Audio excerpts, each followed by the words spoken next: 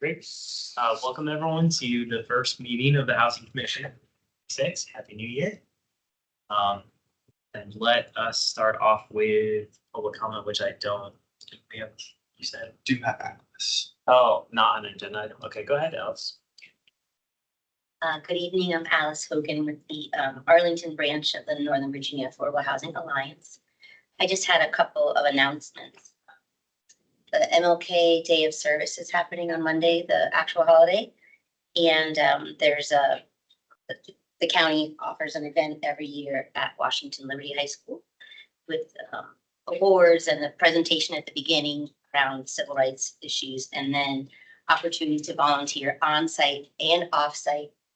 And they also do a series of listen and learns where you can go and learn about a new topic. So Navajo, Arlington, along with AHC, Tree Ground, and Wesley Housing will all be sharing a presentation about affordable housing issues in Arlington, and they'll be expanding on their buildings and their resident services and then volunteer opportunities. So that's it. Thank you so much for putting it there, Alex. And the woman in the middle, well, I guess she's to the right, for the middle slide, the one on the right, that was a resident services group coordinator at True Ground until last year. So it's funny she got in there. So yeah, that's Monday 9 to noon. And then I don't know if it was announced to the group or not, but the Equal Rights Center that does the fair housing testing is partnering up with Arlington County's Office of Human Rights. And there's going to be a virtual fair housing training for local housing providers. And that is on the 21st at 3 p.m. On Zoom. And then lastly, Navajo and lots of other groups will be going to Richmond to lobby for housing issues at the General Assembly this year. So if anyone is interested in doing that, please let me know. I'd be happy to connect you. There's different days you can go with if you want to go with a group. And there's also one opportunity called Rapid Response Team. So if folks have an ability at the last minute to go down to Richmond and speak or stand in favor of a bill in a committee meeting. And some of those will also be virtual opportunities. You could sign up for that and just as an ad hoc, if you can go, you go, like no commitment. So that's all I got. Thank you. Thanks, Alice. Okay. No other public comment? Okay. So moving on to up notes. Any proposed changes to the notes?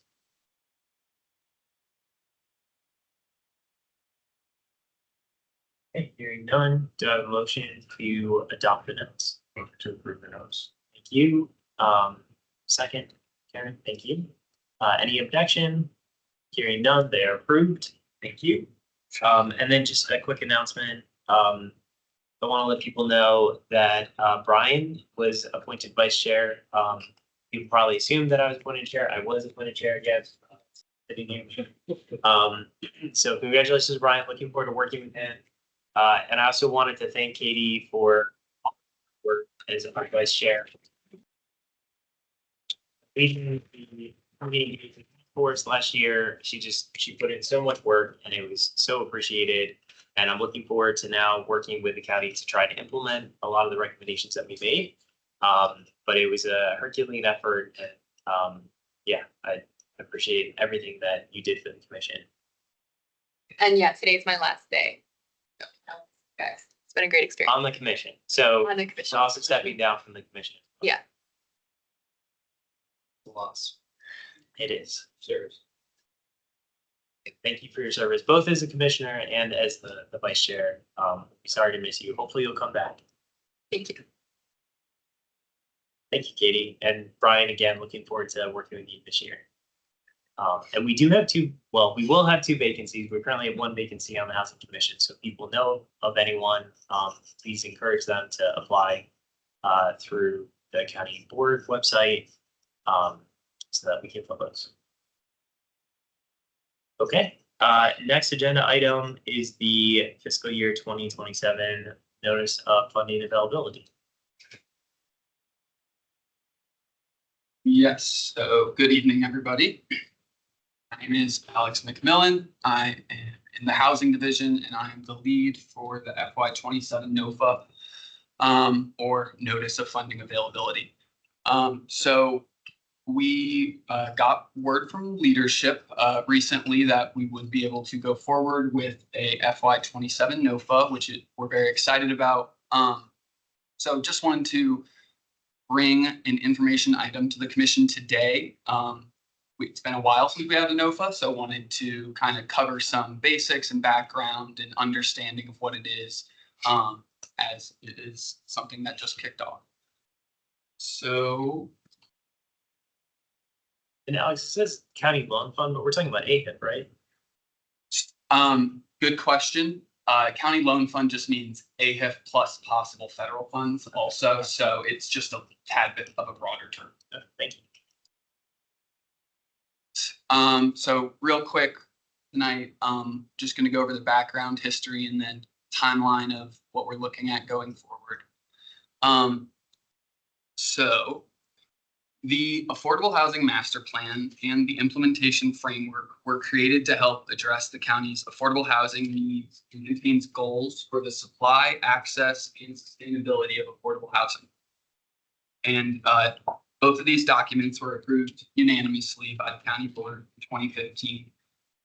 So the implementation framework, it lists the potential tools to help meet the master plan goals and includes a recommendation to initiate a NOFA process for low-income tax credit projects. So as I mentioned, a NOFA stands Notice of Funding Availability. Basically, it is a call for potential projects looking to obtain county loan funds for the development of affordable housing, and that's affordable rental housing. Interested developers submit an application and are scored based on specific guidelines. The project that is selected will continue a negotiation process with county staff.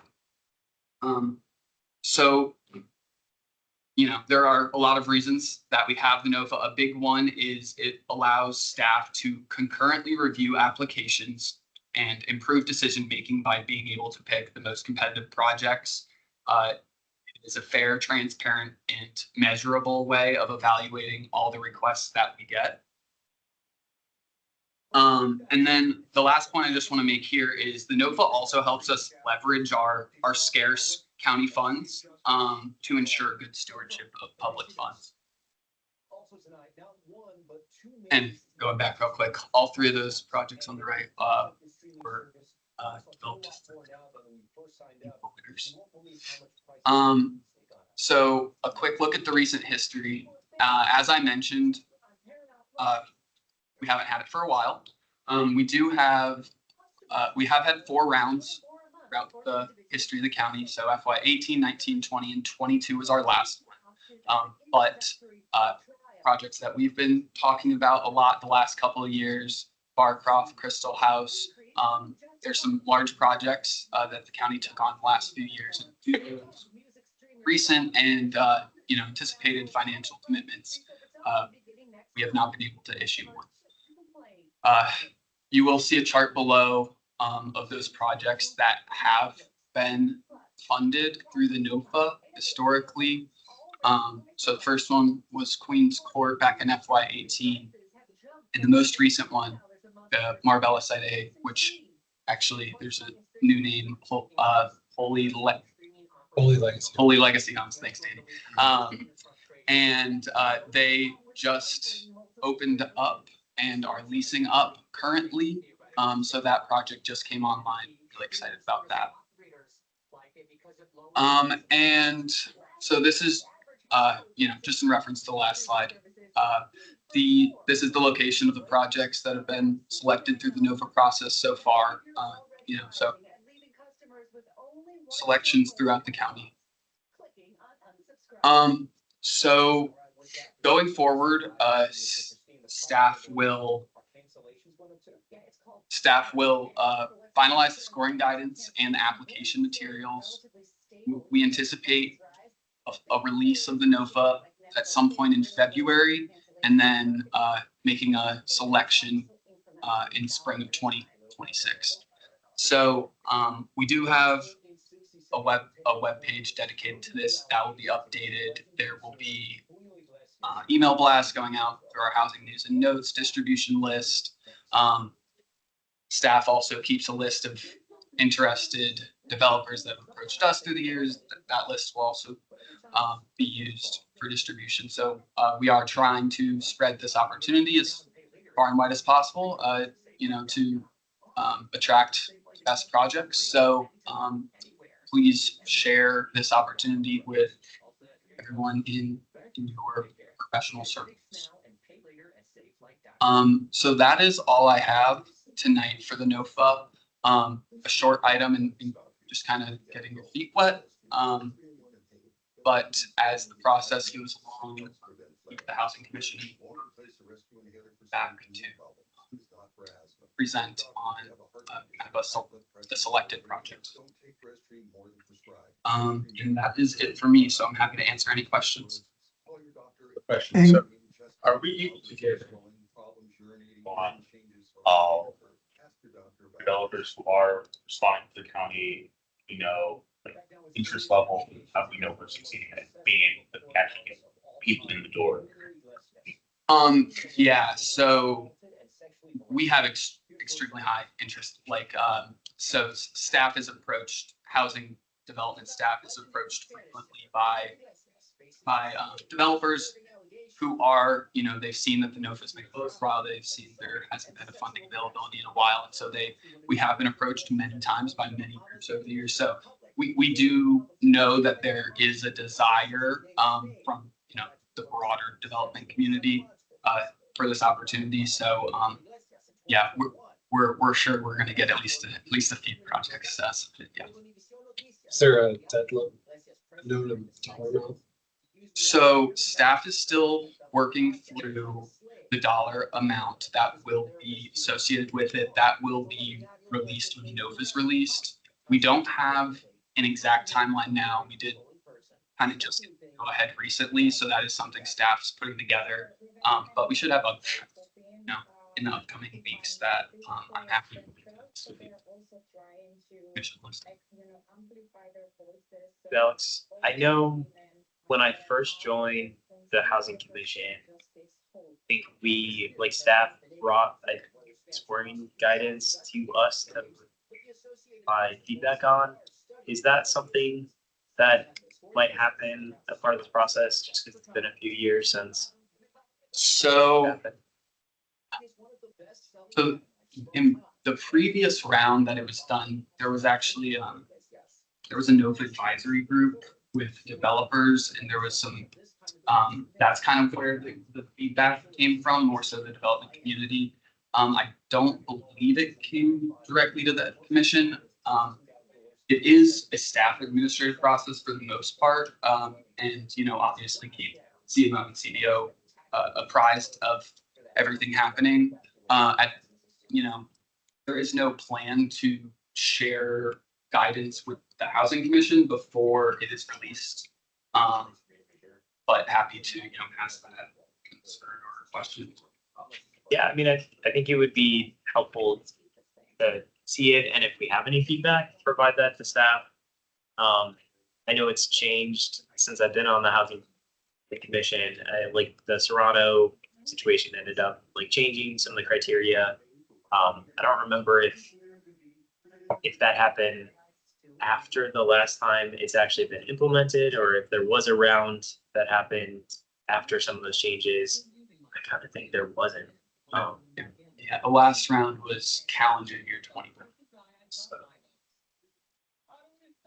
I think the changes happened probably 2022 or something. So yeah, it would be nice if you could pass it along, and maybe individually could share any feedback with staff. That could be helpful.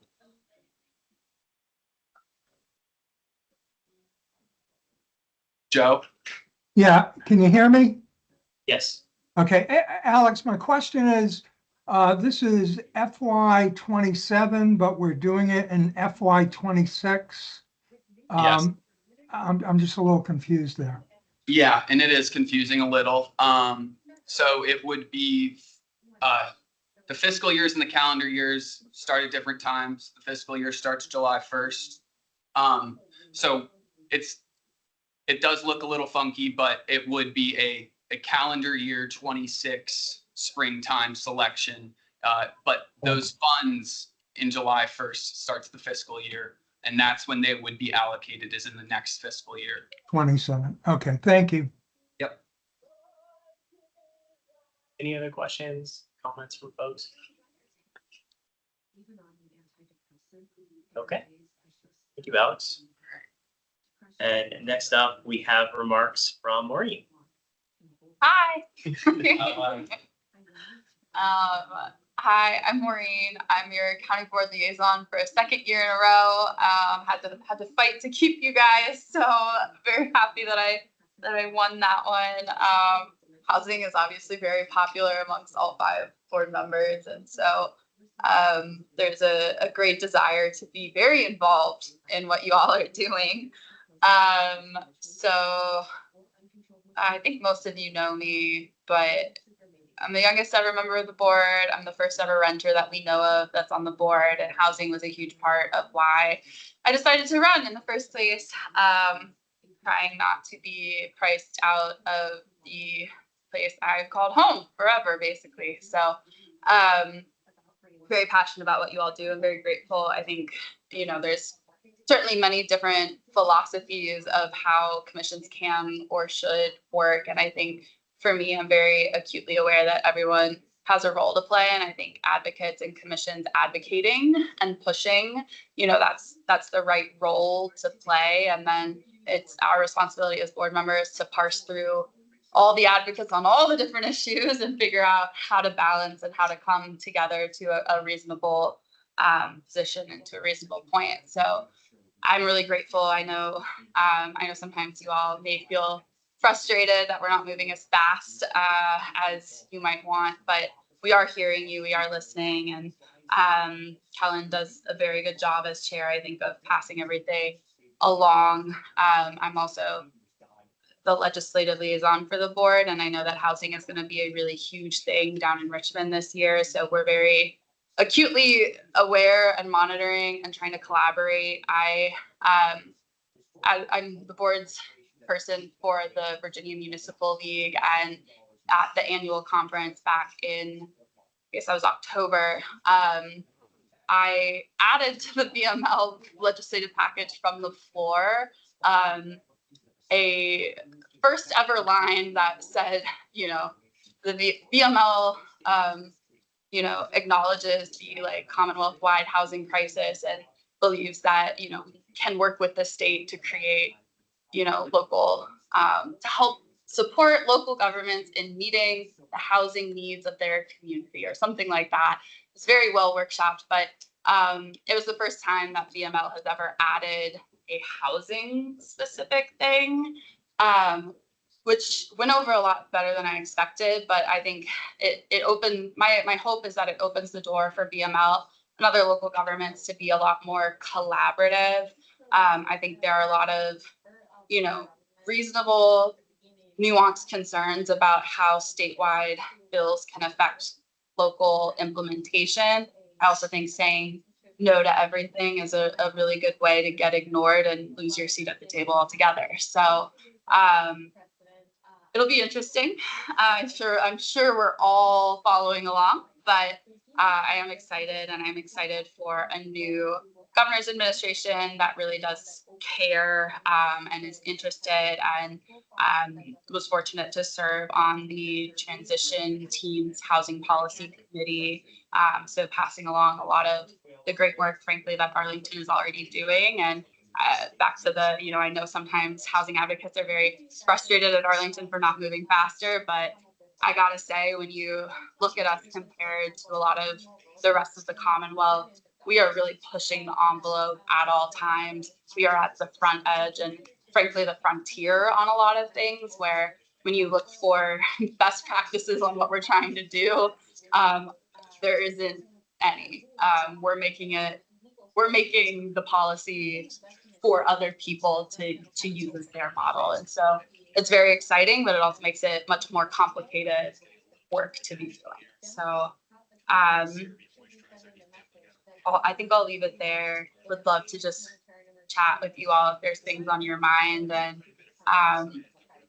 You know, I'm just really, I think this is going to be a challenging year. I know you all have heard that.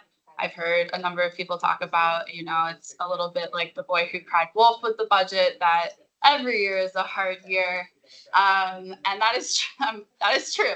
I'm not going to deny that, but this is the real wolf this year, unfortunately.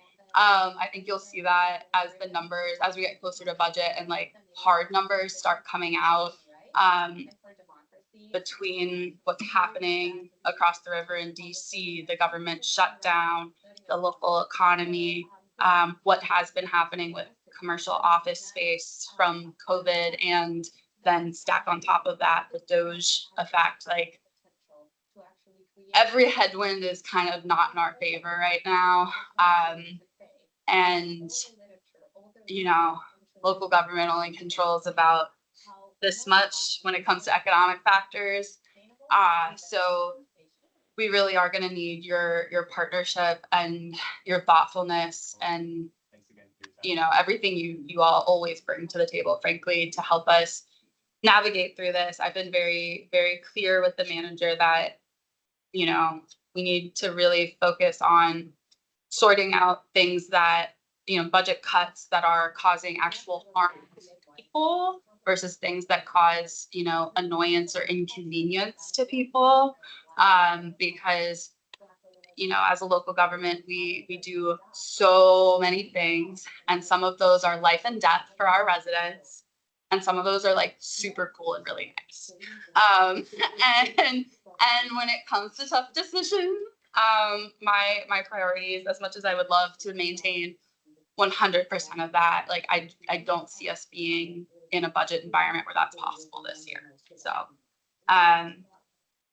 now I will leave it there and happy to just kind of open it up to conversation. Grateful that you all had me for your first meeting. So.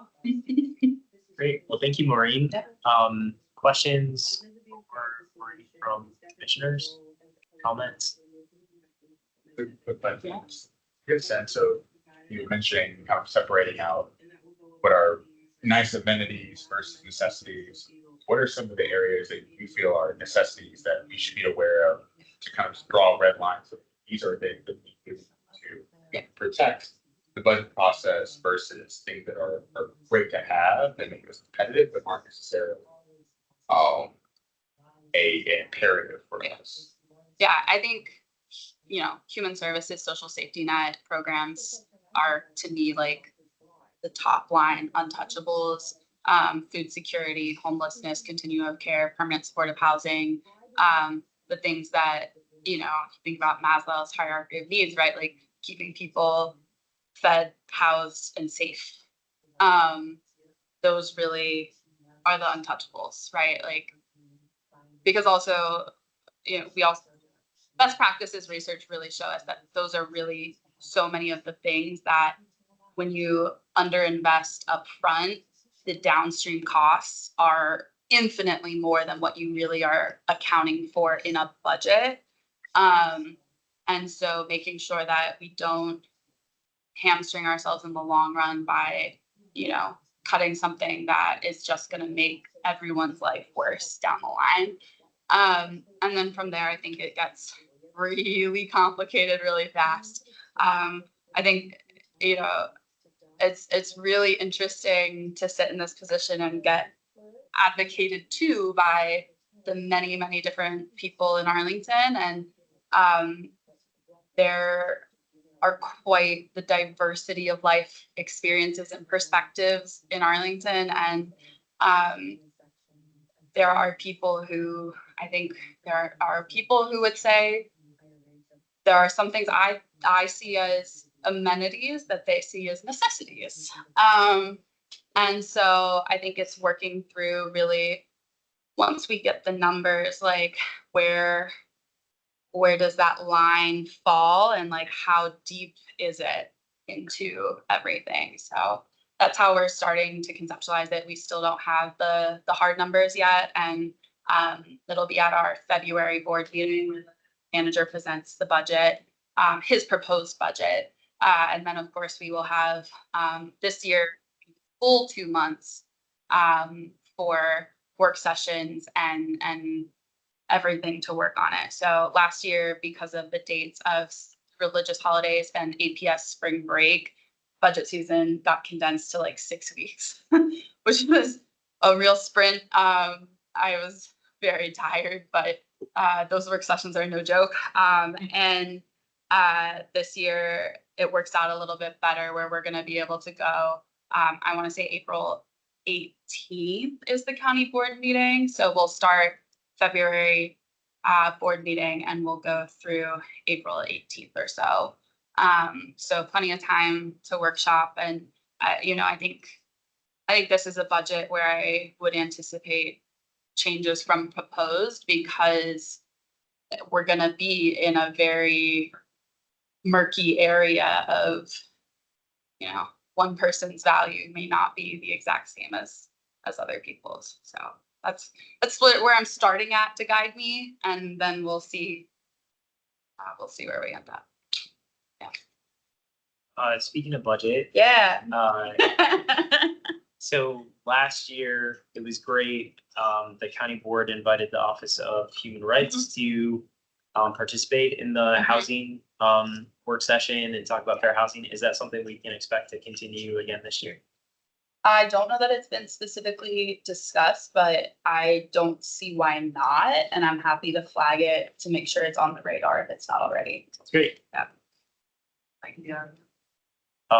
And you don't have any idea of when the work sessions will be taking place yet, I assume? Tuesdays and Thursdays for the whole duration, but no, I can't tell you when housing specifically will be. Okay.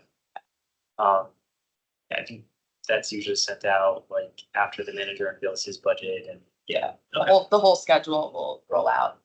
I know when we had talked earlier this week, you had mentioned that CPHD staff is looking at housing affordability and doing there's going to be some engagement on that this year and some research. Can you talk a little bit more about what that will entail? Yeah, I will say that not as much as I'd like to be able to talk about it because I don't have full details yet. But so we had the 10-year anniversary of the Affordable Housing Master Plan last year. A lot of kind of reboot. We redid our housing needs analysis as well. But a lot of things have stalled or slowed down, perhaps, in part because of budget. But also, I think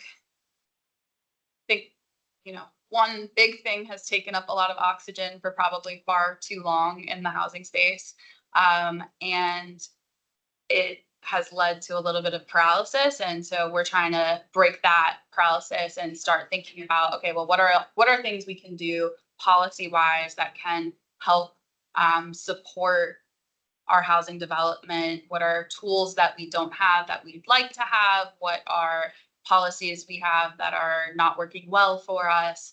And so Housing Arlington, under that umbrella, they're planning to do a big engagement push this year to kind of go to the community and figure out what are those things out there that people are interested in. What do they want to see? Whether that's, I think, both outcomes and tools, right? Like, not everyone knows how to get there. But if it's like, we really would love to see, massive townhouse development, and we want, we want to see like tons of townhouses in those edge districts, for example. Like, that's not necessarily a tool, but it is an outcome, and that gives county staff a real direction to look at, like, well, how would we achieve that? And so they are working on getting started with that. And then the hope would be that kind of can create a new work plan, really focusing on the things that are more county policy study items and probably less on big dollar county investment items, because realistically, other than the SNOFA, we're not going to really be able to do much of that. So it's really kind of looking at, again, being at the frontier and the innovation and figuring out where are the tools that we're not in our toolbox yet. As a follow-up to that, I think the culture within Arlington County policymaking tends to be very much slow and steady. Let's study something for 5 years, have a recommendation, do a lot of public engagement, and then decide whether or not to work with it. Given the immediate needs, with the effort that Housing Arlington is going to be back up some things, can we expect some more urgency and some more like, hey, instead of recommending that we spend 2 years doing a study of this, maybe Study the study. yeah, we say like we did a couple weeks worth of research. This seems pretty solid. I think, for example, things like changing how many unrelated folks are Yeah, allowed family to, definition, yeah. which the county has already said we need to change this, and this is something that it's a goal for us to Yeah. change. But they're waiting to complete, like to start a study to look into it, even though they've already decided they're going to change it. And that's something that could immediately have an impact and help make housing cheaper for folks because it would, legalize housing arrangements that people already want. So I'll not to cut you off, but I do think that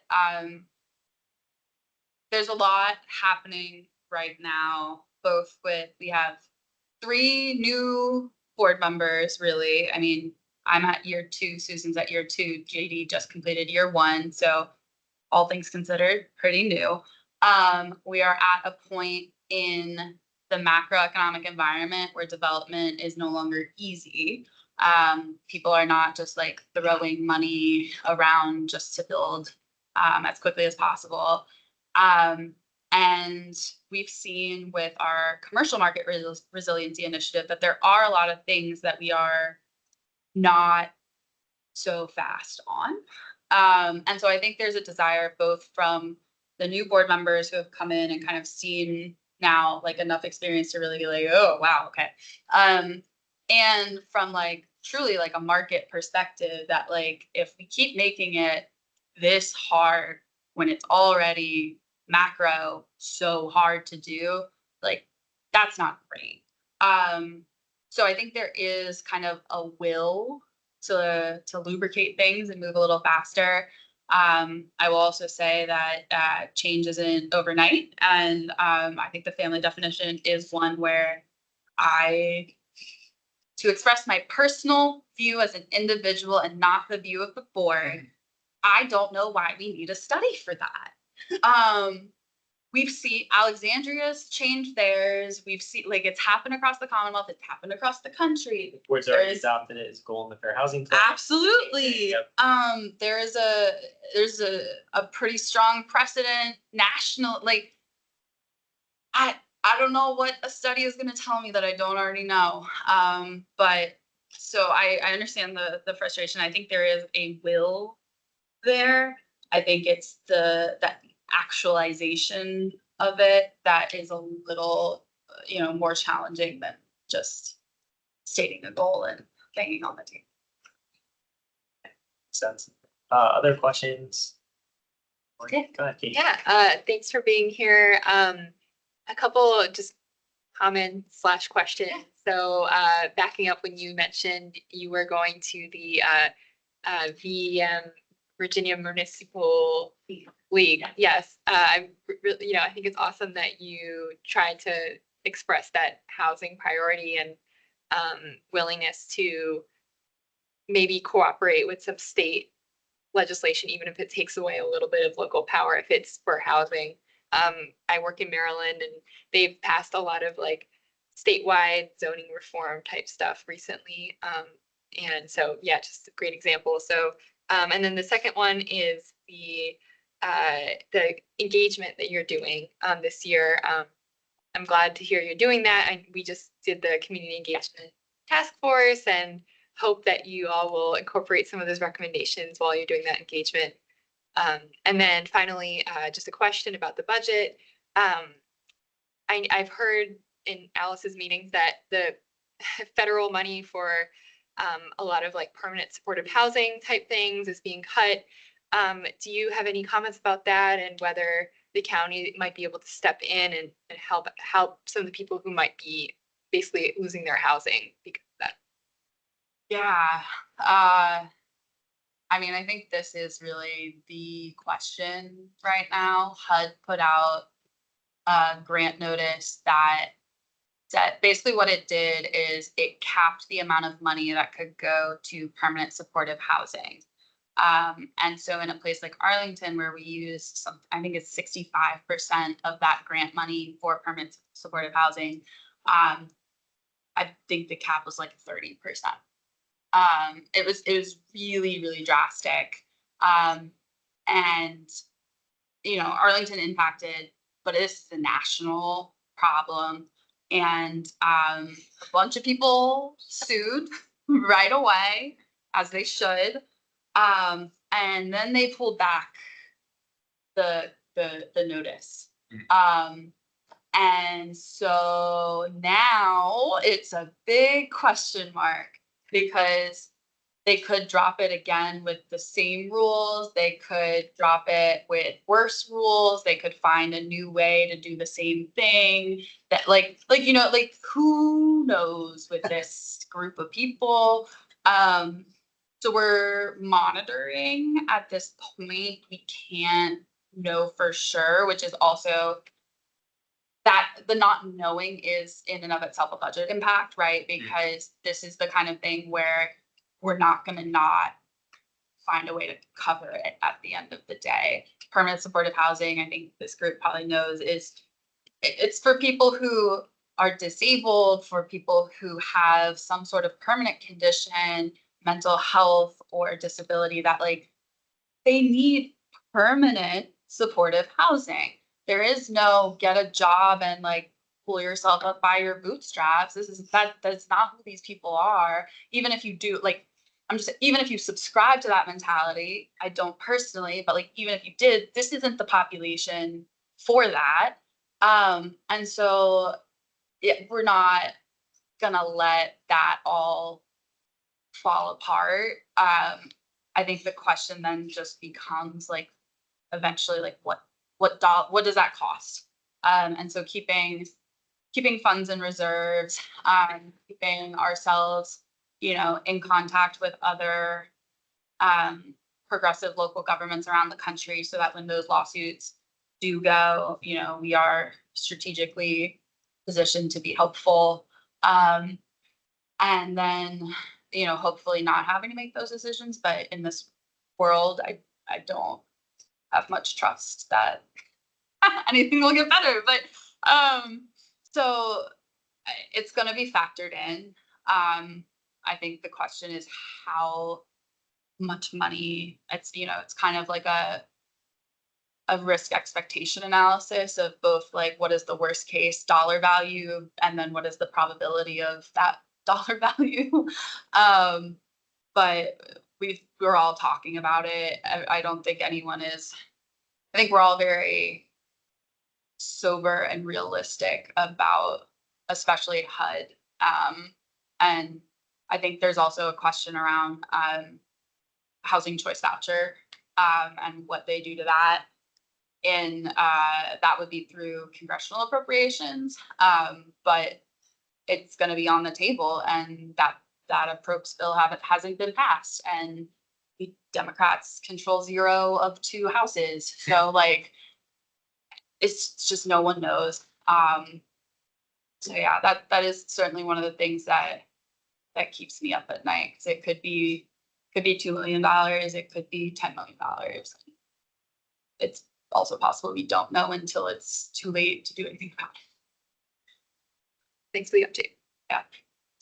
Maureen, are there particular things that you would like the Housing Commission to help with, or goals or objectives that you have for us this year?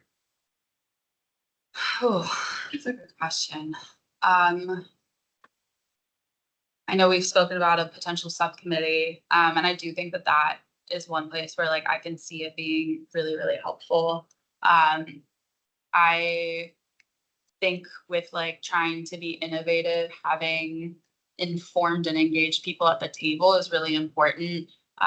Like Katie said, like works in Maryland, you can see what they're doing and bring it over here. And so I think having a subcommittee and having people really willing to come together and throw ideas out there, and to some extent being able to do that without the same dynamics as I can't always just go spitball from the dais of I don't know, I read this article and it seemed really interesting, because then that's going to create an Oral Now article and freak a lot of people out. And so I'm very, there's like I said at the beginning, we all play different roles in this ecosystem, and having people who can maybe take some more risks and suggest things so that we look at them and then maybe we do rule it out, right? But at least we thought about it. I think that's one place. And then to some of the engagement subcommittee recommendations, I really like the idea of finding a way to do more educational communication about housing policy and best practices and research, and explaining that to a general public environment. Because I think people are very interested in housing as far as their personal housing, and how that relates to this, site plan in Roslyn is not on their radar whatsoever. And so one of my resolutions for this year is to be much more aggressively communicative on social media and everything, really putting it in front of people of here's what's on the agenda, here's why you should care. And they probably still won't, but it's worth a shot. And I think, I would love any help or support in that end goal, because I think an informed public is going to be more invested and helpful public as well. I think Arlington really is following most of the best practices when it comes to housing. And I think, making sure people can see that and can see that we're trying, an effort is being made. May not result in exactly what you want, which is your personal rent to be lower than it currently is, which I too would love that. But yeah, I think abridging that goal is a little challenging. But so I think those are the two things that come to mind first. Sense. Any other questions? Joe, Oh, go ahead, Joe. you're muted. Still muted. Still muted. Yeah, hi, Maureen. Thank you for your service. You hit something that kind of struck me also. I think you all at the board level, we've been trying to do it. We have to communicate better. What we learned through EHO was miscommunication and stuff like that. We almost had the same thing with the former government, and that thing was resolved. But I really think, and the county does a lot of stuff. They push out a lot of stuff. But the taxpayers I talk to that are always complaining about housing and affordable housing and doing all this stuff, they don't really see the good stuff that we have. They don't see Mirabelle. They don't see Queens Court and stuff like that. So one of my big buggity boos is just trying to educate, because since I've been on the board here, I said, on the commission, I said, we've done a lot of stuff here. We have a lot of stuff. And I think it's just hard to communicate it to the voters. Yeah. And the voters are the ones that are giving us pushback on a lot of this stuff. Case in point, mixed housing. I am very interested in housing for the elderly. I think we should have Golden Girls communities where people in Yorktown, 4 unrelated women, can share a house. All right, and it keeps them, keeps them from loneliness, et cetera, and stuff like that. So I'm just talking in frustration, because I think we're doing a lot of good stuff, but it's just getting it out there and communicating it. Yeah, absolutely. I think that's pretty spot on. I think I think we've passed 240,000 people as residents in the county at this point, and I think it'd be generous to say, 2,040 of them. So what's going on any given day? So, I take that on as a responsibility of the board and of staff, and also, you know, invite you all as commissioners to like be that ambassador, right? Like have those conversations with people, drop the engagement links that go out in your group chats, and like I'm really aggressive about that sometimes, where I'm just like, oh, we're talking about this thing, well, also fill this out while you're here. Right, yeah. And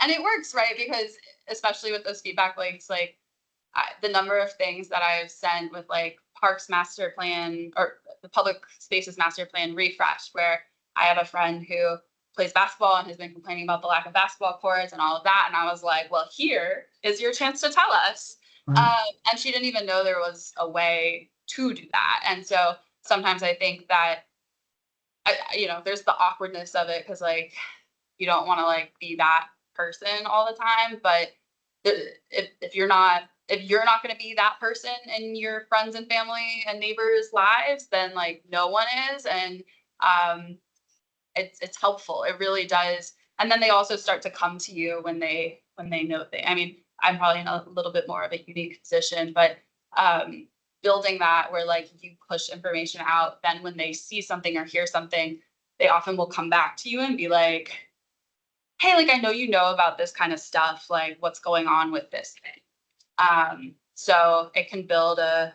relationship of engagement where they might not be the person who comes to Housing Commission or comes to the county board meeting to talk about something, but maybe they at least like will know that it happened. And you know, meeting people where they are is important.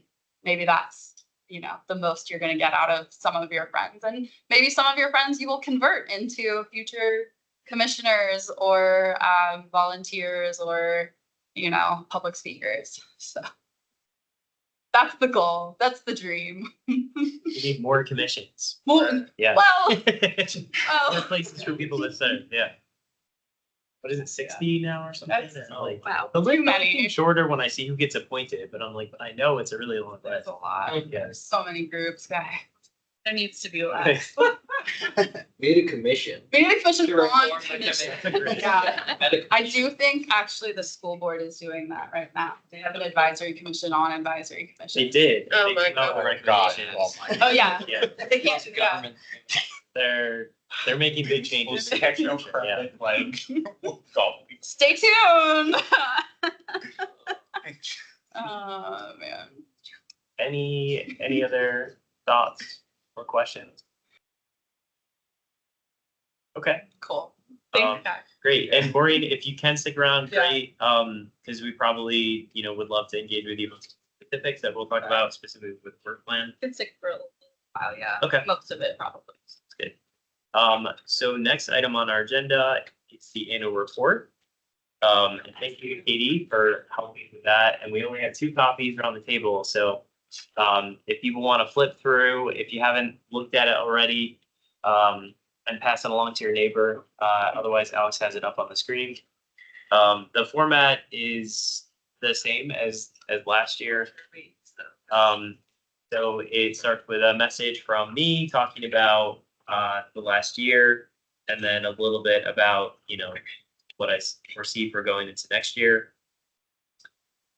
Like, I don't really need to read this for people, but it is there. The purpose and membership, we actually didn't have a lot of changes in membership in the last year. One person depart, one person join. And then area focus, that just comes from our work plan from 2025. And then our first area focus was maintaining and strengthening the commission's role as chief advisor to the county board on housing issues. We did a lot of different things.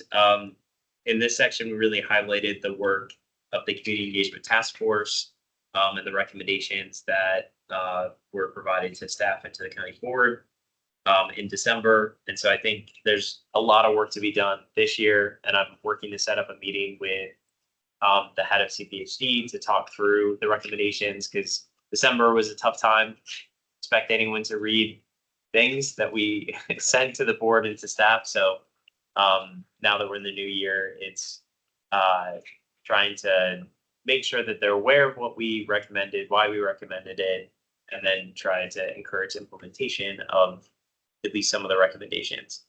So that one, if you see the results section, it's in progress. Then the next section, identifying policy areas where the Housing Commission can provide its knowledge and experience to provide a positive impact on the policy process. So the first item was the Affordable Housing Ordinance Working Group and all the work that they did. And for the results section on page 7, I want to highlight that the county board did adopt as part of their legislative priorities, one specifically related to this, which was increase local authority over affordable housing, allow localities increased flexibility to promote affordable housing through housing solutions tailored to fit local needs, including but not limited to negotiating affordable set-asides through a collaborative local process, which includes interested parties. And I'd like to make a change here because now we have the bill numbers. So it's Senate Bill 296 and House Bill 922. So Barbara Favola is sponsoring it in the Senate, and then Alfonso Lopez is sponsoring it in the House. So I'm looking forward to tracking those bills. I would assume they would pass. I can't imagine why We can't either, but. the rest of the General Assembly would rise up against Arlington, but it's possible. Rise up against that. Yeah, seriously. I mean, it is Everyone a- knock on wood, yeah, but it's a bill that only impacts Arlington County. So it'd be really weird if the rest of the General Assembly decided, no, there's a we can't have this. popular bill being proposed to expand the inclusionary zoning, so affordable housing set aside authority that we and a couple of other, currently it's selected localities have that authority to create that program. I think it's pretty likely that the bill passes this year to give every locality the authority to have that program. So if they're expanding that authority in that way and telling us no on this, I'm gonna be very confused. What's the house? It is 922. Yeah, so when we approve this, I would like to just add in those specifics so that we have that recorded. Have the specific numbers for the bills. Next, the HUD Fair Housing Assistance Program. So back this time last year, we had HUD under the Biden administration come and talk to us about the Fair Housing Assistance Program. We had the Office of Rights here to hopefully interact, although they didn't actually interact during the meeting, as I hope they would, but to learn more about the Fair Housing Assistance Program, how Arlington can be a part of it, as we work to fulfill our goal in the Regional Fair Housing Plan, which says to explore becoming a fair housing assistance program. And we heard again from the Office of Fair Housing the Office of Human Rights in December that they've taken 0 action since our January meeting to do that, which is disappointing. So hopefully in 2026, some action will be taken. But if not, we'll keep writing letters and we'll keep doing what we can to encourage it. But yeah, we urged the county board and county staff to take action on that last year. The next item, the Crystal House 6 AIF allocation, we supported it and the board supported it. The next one, Melwood, we supported that, as did the board. The fiscal year 2026 budget.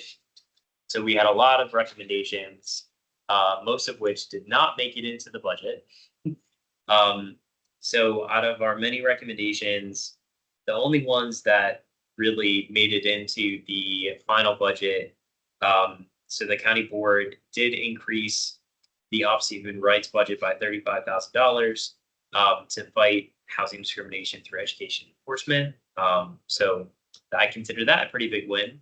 And then I believe it was budget guidance, or in some form, they're asking the Office of Human Rights to conduct annual fair housing testing instead of every other year. Do you know, what form of guidance was that? I don't remember if it was actually in the budget guidance or it happened around the same time, but I don't either, but it's happening. Yep, it's happening, which is the thing that we care about most. And then the board included an additional $1 million for homeless services to the budget, which was another thing that we recommended more support for homelessness services. The other items did not make it into the final budget that we recommended, and we'll see what happens this year. Hotel Pentagon, we supported the site plan project, and the county board also supported and approved the Hotel Pentagon site plan. Goodwill, AHIP, and home allocations at our May meeting. We supported that for the Goodwill site, as did the county board. Then Clarendon Square, at our May meeting, we supported the site plan project, and so did the county board. When Rosalind, we supported the site plan project as well as the county board. Shirlington House, same thing. We supported that site plan, and the county board voted to approve it as well. Ballston 1, same story. We supported it, and then the county board also did. 2500 Wilson Boulevard, we supported that site plan, and the county board did as well. Here's where things get interesting. The Inn of Roslyn, we supported that project. The county board did not. They voted to defer the Inn of Roslyn site plan. When is it? Back this month. Oh, this month? Okay. Is it the same, or has anything changed, or? I see that it's on development update, so I will. So we'll learn more about it then. Yeah. It is almost the exact same. There's, and Stuart knows more than I do on it, but there's been the addition of 2 words. It's important words. They're really, no, they are. Okay. I was guided that they were critical. But the affordable housing remains unchanged from. And that, just to refresh people's memories, staff were recommending against approval of that. We recommended approval. I think the planning commission also recommended approval. I think They had a very strange split vote with more abstentions than votes, I think. there were a lot of abstentions, yeah. Yeah. So yeah, I guess we'll see what happens in next week. A week from 20 Saturday. Okay. Is that right? Sounds right. Yeah. Then 2026 General Assembly legislative priorities. We recommended 10 priorities, and the county board incorporated some language around it. So they had language in their legislative priorities to protect tenants, adequately fund affordable housing initiatives, and create and maintain inclusive housing standards planning, as well as provide maximum flexibility for addressing housing affordability and quality.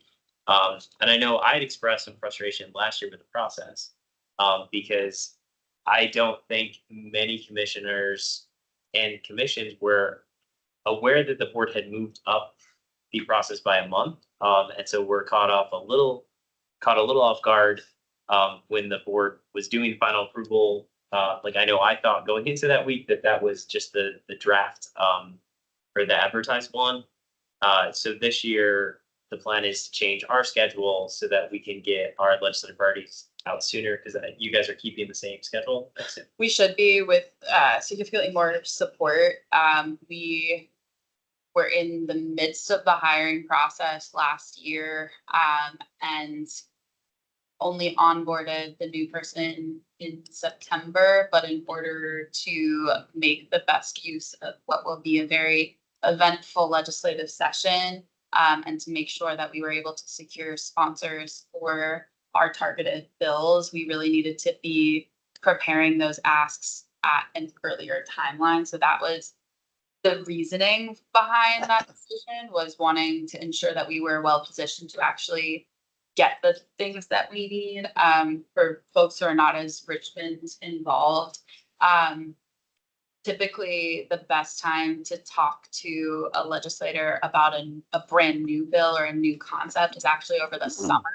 If you wait until the fall, you are often kind of too late, because they've been stacking their list of what they want what they want to introduce. And the Senate, for example, has bill limits where once you hit a certain number of bills, you have to drop something in order to introduce something else. And so knowing what we thought we knew about the political winds of the day, we just really didn't want to be in a position where by the time we had our legislative priorities, it was too late to accomplish them. But we understand the frustration that it caused. And this time having, staff in place, Brian Esty, who actually comes to us from Alfonso Lopez's office previously, has worked with us on housing a ton, has worked with us on everything a ton, but big on housing. He, I think, has some ideas about how we can really bolster commissions to understand and be a real partner in the process. I know that it's kind of in the past really just been like oh, hey, go do this, which for something as technical as like legislation is not the most helpful. And so we have big dreams about where that's going to go and how it will improve. And we appreciate the patience in this kind of transitional year here. Appreciate that. Yeah, and I think the changes the board made make a lot of sense. I think It the was not challenge, delivered well. yeah, just the communication. I think when Takis sent out the email saying we want the commissions to send us our priorities, he said he wanted them earlier, but he didn't say because we are going to vote on them earlier. Yeah. And that email I think came out in July, after our July meeting. We don't meet in August. Yeah. And we're like, there's no way to possibly get those, done in time. So, Understood. yep. Understood. So, We'll fix it. yeah, 2026, hopefully, if that guidance comes out earlier, then everyone should be on the same page. And then we made fair housing recommendations in December as well. After we had a chance to be briefed on the fair housing testing that was done in 2024. And that's another thing that we'll be talking to the board about soon, because there wasn't really a lot of chance or opportunity to engage in December. It was a busy month. And that was, I don't want to say that was it, because that was a lot. And I think the two subcommittees did crazy good amounts of work last year. And this year, when we get into the work plan, we'll talk about how, and we had that discussion in December, just maybe just do one, as well as the legislative priorities is probably, capacity wise where we're at. Any questions, recommended changes to the report? It's a good report. Thank you, guys. Nice little yearbook. Yeah.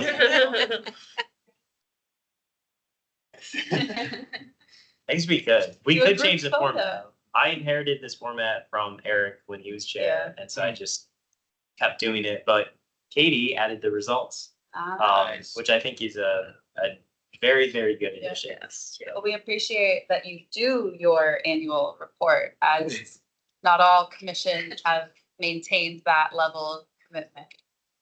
I'm saying they violate their charters.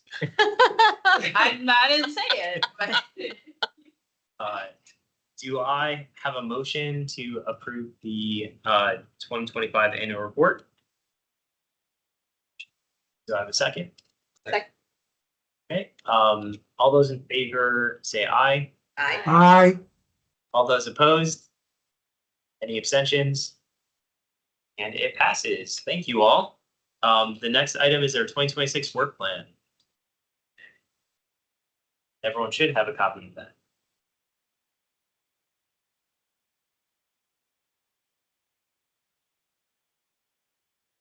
So again, for this document, very similar to what you've seen the last, few years. And I remember if I inherited this from Eric, or I took it from the Tenant Landlord Commission when I was sharing that, but it's been around for a while. So nothing changed in terms of the top line priorities. So we kept the strength meeting role. Again, this is draft. We can change it. As the Chief Advisory Commission of the County Board on Housing Issues, we kept policy as the second one, and then the third one is around collaboration. with other commissions and groups like the Landlord Commission, the Human Rights Commission, planning, etc. So specifically under maintaining and strengthening the role as chief advisory commission for the first bullet point is around working to support implementation of the 31 recommendations we made in December from the Community Engagement Task Force. I did not list all 31 recommendations in the work plan. I just listed the ones that were specific to the Housing Commission and how we operate, because I thought that made the most sense. And I think we added one that our new vice chair wanted to add for consideration, but this is really around the things that we need to consider and some other things that we've kind of already decided that we'd like to do. One that we talked about was being able to do like a housing forum, which it sounds like could fit in quite well with what staff is planning to do for Housing Arlington. Just making sure that the Housing Commission is a part of something like that, because as we, had said, we would really need staff support to make sure that the folks who attend include historically disadvantaged communities, and we did all that research to understand how hard it is to engage critical groups in our community, and we want to make sure that if we're going to go do events and things, that we don't just get the people who are wealthy and have free time and able to come to things like this. And to do that, we really need support from staff. So that's something that hopefully can happen. And hopefully the county board office and Maureen will be supportive of that this year. The next item was really for the commission to discuss our own bandwidth and how we want to tackle sort of outreach and engagement with the community. Given we're volunteered, we're unpaid, we have competing demand time. But some of the things we talked about, we're doing as housing commissioners, visits to CAF properties, attending resident meetings, having a presence at community events such as county fair or festivals, attending events specifically as representatives of the Housing Commission, and setting up and establishing roles and responsibilities for what that looks like. And also like having ways to identify ourselves. So like having the county provide us with like badges or things that say like, I'm a housing commissioner, this is my name. So that when we show up someplace, people know, oh, there's a housing commissioner. I go talk to them about housing. To be fair, I don't even have that. County board members, they get, I swear I've seen board members with We have a little, lapel pin. no, just a button. The lapel pin is like the county-wide Yeah, lapel pin, so well, you should get some badges. And then we should get some badges. we'll start with the chairs in the boardroom that have been there probably since before I was alive. They're old. Not like the planning commission. We never get to sit in them. So, Ah, yeah. ask me for a tour. Well, we have some work to do on the tags and the badges then. Or like lanyards or something. Yeah. We also talked about county engagement staff communicating housing commission activities and existing publications and communication portals. So we've had mixed success with that in the past. We've been turned down sometimes when we've asked for information to be shared, and other times it has been shared. I don't know what the criteria is for deciding whether or not it does get to be shared. But it would be nice if, because as we talked about, one of the things that I know I encounter is when I talk to people at the Housing Commission in the community, they have no idea what we have done, what we're doing, or even what we exist to do. And part of that is because how would that? Like there's no communication that goes out to the community about what we're doing unless RLNOW happens to cover some random thing that we do at a meeting. There's really no other outlet for getting the information out there. So it would be nice if we could figure out with staff like how to incorporate some of the work that we're doing and opportunities to engage with that work to the public. And then we also, and we've talked about this for years, but seeing if we can hold housing commission meetings at different locations to encourage more and different community participation.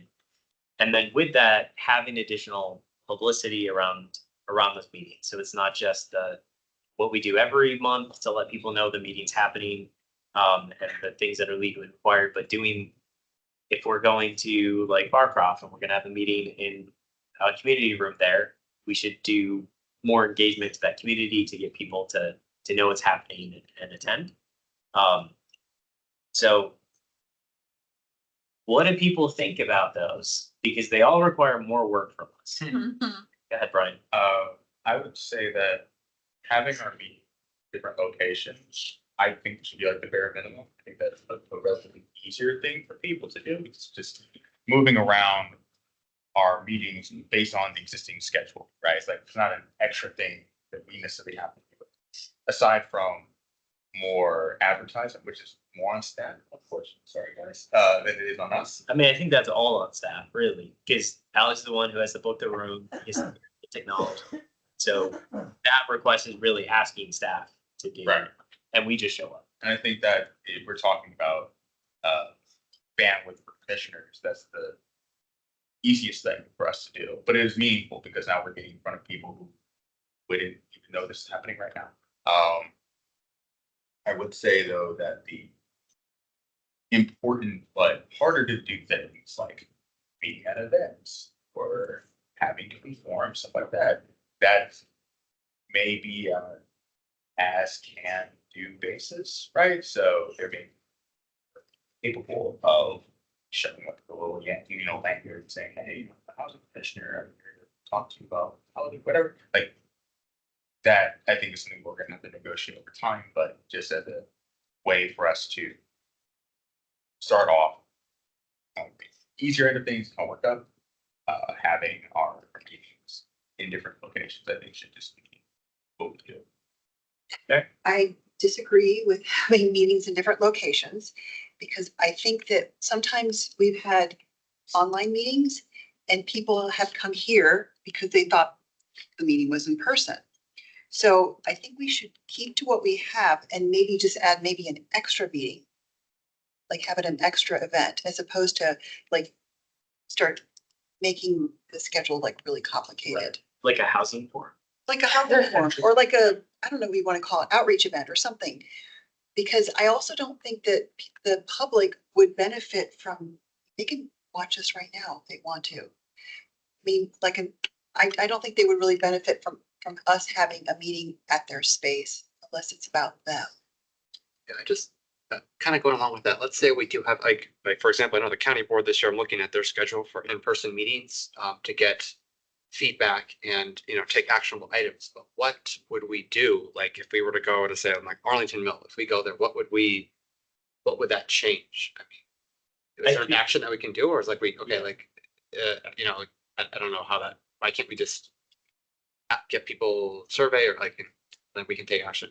I think the thinking behind it was like, to your point, it doesn't make sense to just change the location and do nothing else different. It would have to be change the location, and ahead of time, we're passing out flyers to the local community saying, hey, the housing commission is going to have a meeting in your neighborhood, like down the street or in the same building.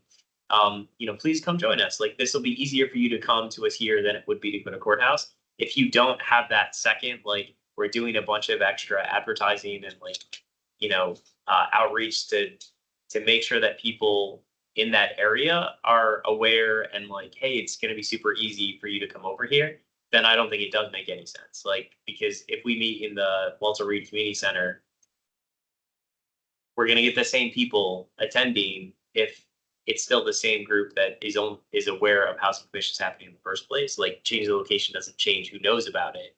It would have to be paired with something else. And that would take resources and time, staff.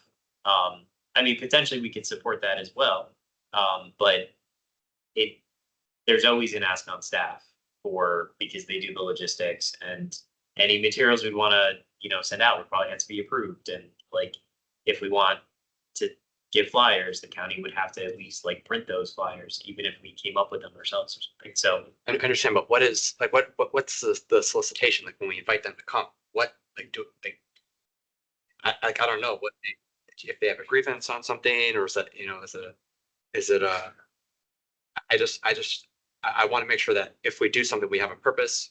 We're inviting someone to come to look for a specific out, like, I mean, if we just say, just come here, I don't know what that's gonna, what people are gonna think, or like, what's this, you know, at least Open Door Monday, there's somewhat of a focus of an agenda of like, generally, if you have an issue with something that's like personal, like you have, that you don't want to do necessarily in public, it's like, okay, you have a specific thing and kind of people, you know they come out, or there's a thing coming up, you know.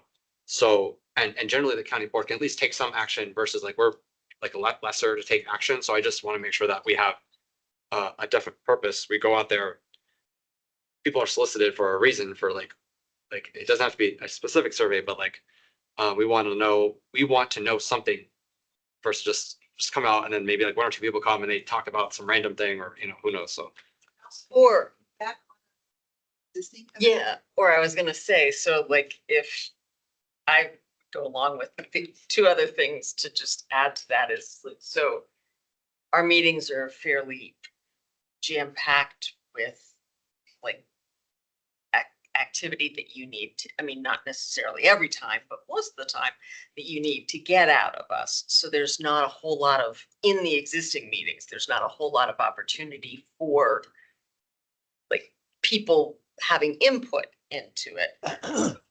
Would it be better to have it be a separate meeting? So for instance, like if we are about to be hearing about the next phase of Barcroft, that we go to Barcroft and that meeting be wholly dedicated to, yes, the developers are presenting their next phase or whatever, but all of the residents are invited there too, and we're listening to what, that, you know, it's also their public meeting that they would be having anyway to get the next phase of public input from the community or whatever. And then we're getting to interact with that community. We're getting their feedback, they're interacting and learning more about what we do and everything else. And that seems like a more valuable for everybody experience. That makes sense. Joe? Yeah, I tend to agree with Karen. I think Jason and Margaret, who just spoke, many of us work for congressional committees. And when we had hearings, we had field hearings. You know, I went to Chicago Housing Authority, the Cabrini Green. It was based on a specific subject. So to just say we're going to have meetings at Lubber Run on the fair housing plan and people aren't going to care about the fair housing plan, I think it's silly. So I think our flexibility should be, depending on the subject matter, we have the hearing at the site, depending on the subject matter. But just to say we're moving the commission meeting out to the field is kind of silly, since the public, if they're interested, they're going to watch on the screen anyway. So. I think these are all really good points. And having that hook, I mean, we saw that in the survey results and the conversation focus groups that we had, that people were just like, I don't get how this pertains to me. Like, I want to be involved, but I don't understand what you're talking about when you talk about site plans. I don't understand what you're talking about when you talk about these policy documents. Like, they don't see how it impacts them, so there's no real interest to engage or participate in it. So I think that's a really good idea, that like Barcroft being a good example, that like if there's going to be discussion of Barcroft, then maybe that's a meeting that we, you know, move there and we advertise that to folks. And so thoughts on like having more meetings? Well, maybe you should start with just one. Of more meetings, like because we rarely have full attendance at these meetings. Well, today we have a very good attendance. We have good attendance, we don't have full attendance. And we almost never have full attendance. I'm trying to think last year, because if you look at our votes, it's always less than the total number of people actually on the commission. And some meetings, you know, like I think there were a couple times last year where we struggled with quorum. And we weren't sure if we were actually going to be able to accomplish what we needed to accomplish, because we didn't know if we had enough bodies in the room to be able to do that. And having more meetings is asking more people. So I have a question. go ahead. Sorry to interrupt. I know I won't be here for it, but when you're saying go to Barcroft, the existing meeting, I think it sounded like you were saying like maybe a representative from the commission go, or are you saying the full commission go? Yeah, have a Okay. meeting here. Okay, yeah, because I'm wondering like, would it make more sense to just have one or two people from the commission go to certain important existing events and meetings and then kind of report back, rather than, because if the commission goes and has our meeting there, that'll have to be like, we have agenda items, so like that'll have to be a whole nother meeting on top of the meeting that's already happening at Barcroft, if that makes sense. Yes, but if it was if it was an extra meeting, it could just be about that one topic. Yeah, 1 hour Um, meeting. But I think what, see, okay. what you're proposing too is one of the other recommendations of like, we should just go out into the community more, representing the housing commission and learn and talk to people and bring things back. Which again is asking people to do more volunteering and spending more time. Is that something that people feel like they have bandwidth for, that it makes sense for us to be doing? You know, if we said, I mean, that we could assemble a calendar of like events and if things happening about housing or whatever throughout the community, and then we could try to assign people to like, okay, who wants to cover that and go and represent the housing commission and report back. We could do that. That's a lot of work. It's definitely a lot more coordination. But that's something we could do if people feel like that's important and it would actually have value and it would do a better job of engaging with populations that we have not really engaged with in the past. And I think to also just, I know we have it here too, is making sure people are going to SPRC committee meeting. You don't even have to go, but even just going to I think it's really insightful to listen to SPRC and to see the different groups that are represented and see what their comments are, because I think you can look, you're not going to hear obviously everyone, but when you hear like, I was listening to the Waverly Ridge, and that has a lot of different communities around it, like rental and condo buildings and, you know, single family homeowners. And it's like very interesting to see what each person, obviously they don't represent the full group, but what each person is saying. And like, when you get that and then multiply by all the different site plan reviews, you can see, well, okay, you know, exactly that you can almost know kind of what they're going to say based on the building characteristics. And I think that's a good way just to kind of see what is the official representation. Of course, it's good to see at the individual level as well, but I think that itself is a very powerful understanding of the communities. I feel like in part, I mean, you're someone though who's kind of already at all the housing things anyways in the community. So it would just be which hat are you wearing, you know, to be there. And not everyone, you know, is already sort of engaged in that. And I know for me, there's lots of things that I wish I could go to, but I have other volunteer things that I'm doing that I'm not able to. But is that something that as a commission we should be trying to do, and that we should ask each commissioner to identify, you know, something they want to go to? Like, do we want to try to make that a commitment that we're making as a commission? Again, only if it has value. Yes, If it does yes. not, it becomes a waste of time. Joe says yes. Yeah, and speaking for myself, I'm actually getting to like these special purpose planning commissions. And they're popping up all around my neighborhood. And the Air Force one on Langston Boulevard just came up. And I was going to delegate someone from my civic association, but then I may go on the housing commission since it's right next to Potomac Overlook, which is another big whoop-de-doo that's just going to happen. I find these very good to go to, hands-on, boots on the ground and stuff like that. And from the housing commission perspective, I think it's even better. So I like attending those things. I think if it's sort of, you know, like one time per commissioner, I think that's maybe a reasonable ask. I think beyond that is probably too much. Okay. I mean, well, in a year for each commissioner is 13 events or meetings. Yeah. I've covered. So when spread out, it's Joe can go to 20 of them. I'll do a few more. okay. So I'm happy to work with Brian and Alex to figure out the best way to coordinate that and track like what's happening and where it would make sense. And then, you know, we got to talk to Maureen about badges. Get right on. Or maybe jackets or hats or. I want a polo personally. Polo would I be want fun. a polo that says Green Coffee Arlington County Board. I don't know. I. Just gotta convince 2 of your colleagues to add to the budget. Line item. Yeah. County board polos. On the frequency of meetings, is there more work that could be accomplished if we had more frequent meetings? Like what is the end?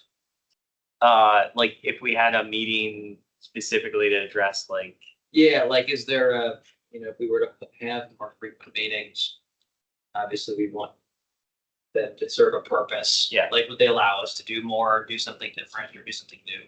it depends. I think our meeting agendas are tough, as Alex can attest to, because so often we have very little control over what comes to us when. Like site plans, zero control. And so that ends up like we have some meetings where we have like 4 site plans to discuss.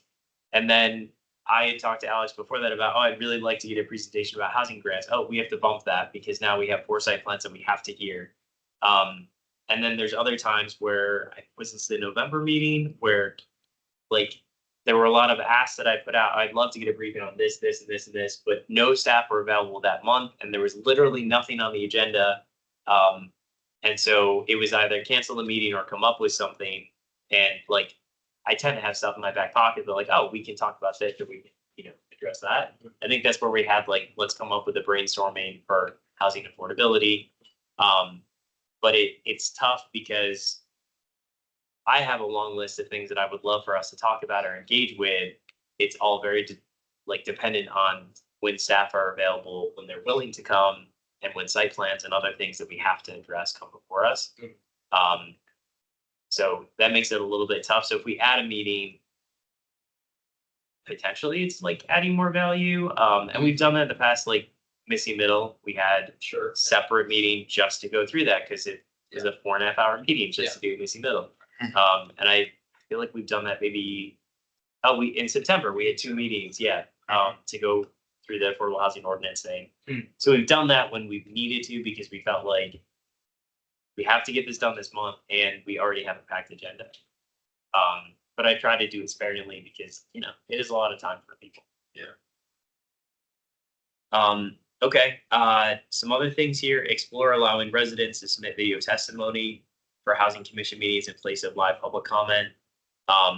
That's something that really staff would have to agree to or figure out like how to accept those from members of the public and then, share them during the meeting. But it was one of the recommendations from our meeting engagement report. And then explore having county staff create short 1 to 2 minute videos to start all commission meetings that kind of explain what our commission is, how it operates, like how to engage as a member of the public. I would love to have that just, 2 minutes at the start of every meeting. We play the video. Anyone who's here to, listen to the meeting just gets a quick rundown of kind of what we do and then how public comment works. And if they want to speak about something that's happening in the meeting, like what that looks like. And I don't have to like read a boring piece of paper to like explain the same thing. But that would cost some money. It would take some time, staff to probably create that. But I think that would be great for like all commissions. Hey, Callan, the planning commission does that. They read something. They read like a 1-pager at the beginning of all their meetings. So you could also do it by just a scripted reading thing without doing a video. Yeah, I'm not a big fan of that though. It kind of puts me to sleep when I hear it. And I feel like it's harder for people to sort of engage with that. When we were during COVID, like I had to start each meeting reading Reading a script. Okay. We could always get Siri to do it or something. We get who to do Siri. Yes, AI. So it's something that, I think we'll engage with staff and see if it's possible. Okay. And then Maureen brought up too, like creating short videos explaining housing policies and ways to get involved and just doing that regularly throughout the year. Again, that's something that we would need staff to, probably do. Like, obviously we could all just record ourselves speaking about something, but since we have no communication mediums of our own, everything has to be approved by staff. It's gonna go out on their social media or their website or their email newsletter. Everything involves staff.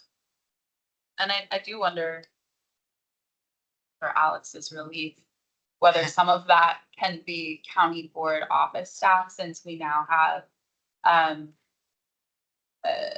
a dedicated comms person. We all have one aide, and we've had a person who has been comm/policy/constituent services/everything under the sun.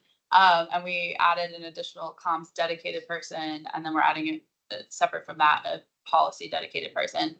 But I wonder, as we try and build out for the board our communications and social media and engagement. This is something that I would have to check with, and I don't know what their kind of work plan is, so to speak, for what they've already got planned. And we are kind of starting from nothing because this is the first time this position's ever existed. But all that to say, I don't know that it needs to be housing staff. Potentially, I see a way for it to be county board office, especially since as a commission, your role is to advise the board. And so there's something there to discuss. And I'm agnostic on which staff, provides Yeah. the assistance. But I think it'd be great to be able to do some videos like that. And then explore developing short recap videos, the commission's work, to be disseminated on a monthly basis. So I think this is similar. It would help get the information out there about what we're doing. And again, it could be something that like a commissioner just creates, but it still has to be approved, and there has to be a place for it to go to be disseminated by staff, whether that's county board office or the rest of county staff. Any questions or things that you think we should change, like of that particular section? No, I was just gonna say that the CAF property visits, I mean, at a minimum, there's the SITSAC does their annual bus tour, and you could just Up on the do a bus. just coordinate with that to make sure that one of the 3 stops, because they always do 3 stops, is a CAF property. And I think they always invite the housing commission and just, make sure that the housing commission is, perhaps a little bit more in attendance than in the past. I know, Karen is always Well, there. Dan also went. Yeah, there you go. And I then- agree, those bus tours are great. They are good. Yeah. That way we don't create extra work for somebody. Yeah, no. I mean, it's already built, it's already baked into what's happening, and the staff is already doing it. So just add, and the buses are big enough that it can fit all of us and SITSAC too, and all the little extra little guests that come along, because they invite the HUD staff and they invite the dignitaries and et cetera. So. It is a really fun. I've enjoyed it. Yeah, we went to Twilliger last year, and I can't remember where we went the year before, but I mean, usually there is a CAF property, but this way we make sure it bakes in. And by the way, they're planning it right now. So if you want to bake it for this year, get with it. Isn't it? It's April. It's usually April. There is in October, there's also for Affordable Housing Month, there's a Yes. housing bookstore as well. So. that budget is Oh, I nice. see. Thanks. That'd be great. The value. Yeah. Significant. Oh, yeah. Number one. It was really interesting because that one person I spoke to had no idea about policy. I feel like I had to give her like a little history. But I was just some random person was on the tour and she's like understood nothing. Ah, So it's also an education. Okay, so the next item we have is collaborate with staff to build on the Housing Commission's equity framework that we adopted in 2023 to enhance the data presented to the commission to better show the impact on and consultation with historically disadvantaged communities. So we had a couple things, and thank you, Jason, for already starting this. The developing guidelines for site plan applicants and county staff, which outline the information the Housing Commission would like to see when considering projects. So you sent that out, I don't remember which day, but last, Just to Few start, days. I sent out, so hopefully we can get that finalized within the deadline that we'll need to, but, if you haven't seen it already, please take a look. Already have some more updates, to make, but if, I wanna, and maybe we could dedicate some time during the meetings so that if we can get it done before, sort of deadline. yeah, and I think just making sure that we're incorporating like the equitable framework in that, and making sure that applicants and staff know, like, we're looking for answers about like for instance, at the last meeting, like if you're redeveloping a property that has existing tenants, how did you consult with those tenants? How did you involve them in the planning process? Like, how did you make sure that their voice was heard? Because you're changing their home. So that the applicant doesn't get mad at you for asking those questions because they were not prepared to answer them. So things like that, so that it's just expected, if he comes to the Housing Commission, here's the information we want to know. Obviously, we can't force them to brief us on particular things, but we can ask and make it clear that like you will be getting questions about these. It is better for you to be prepared for them.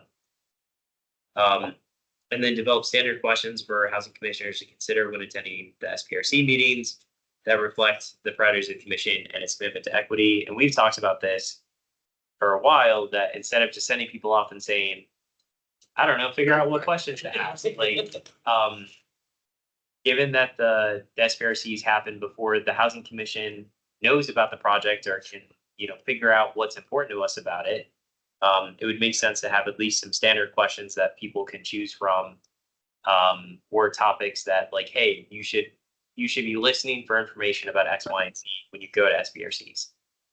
So it's a little bit more consistent than what we've been doing, and we don't just sort of throw people, out there and hope that they're extroverted enough to ask questions. Any questions or comments on this one? Continue to work with county staff to refine the Housing Commission's role and value add on individual projects. So I feel like most of the rest of these are some of the standard ones that we've had here for the last couple of years. Identify and disseminate best practices in the housing policy field to shape commission discussions and recommendations. Collaborate with staff to bring educational presentations to the commission to enhance knowledge and expertise. Ensure that the Housing Commission has regular representation at county board meetings. Ensure that the Housing Commission has regular representation on LFC and SPRC meetings. Work with the county board and staff to maintain a full commission. As I said, we'll have 2 vacancies once Kate needs us. And work with stakeholders within the community to identify diverse ideas and perspectives, ensure they're considered when we make recommendations. So anything that people want to change or add to the maintaining and strengthening our role as the Chief Advisory Commission to the Board on Housing.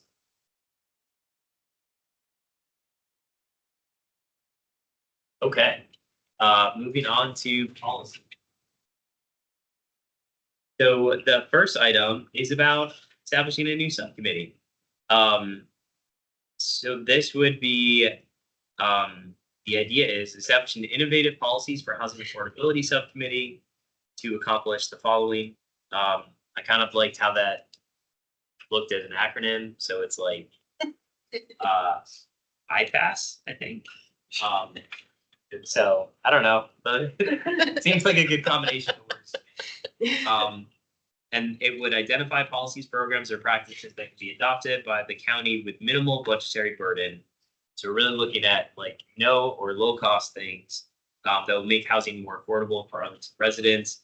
And we would really use the list of, what was it, like 40 something housing affordability policy ideas that we compiled in November 2025 to determine the scope.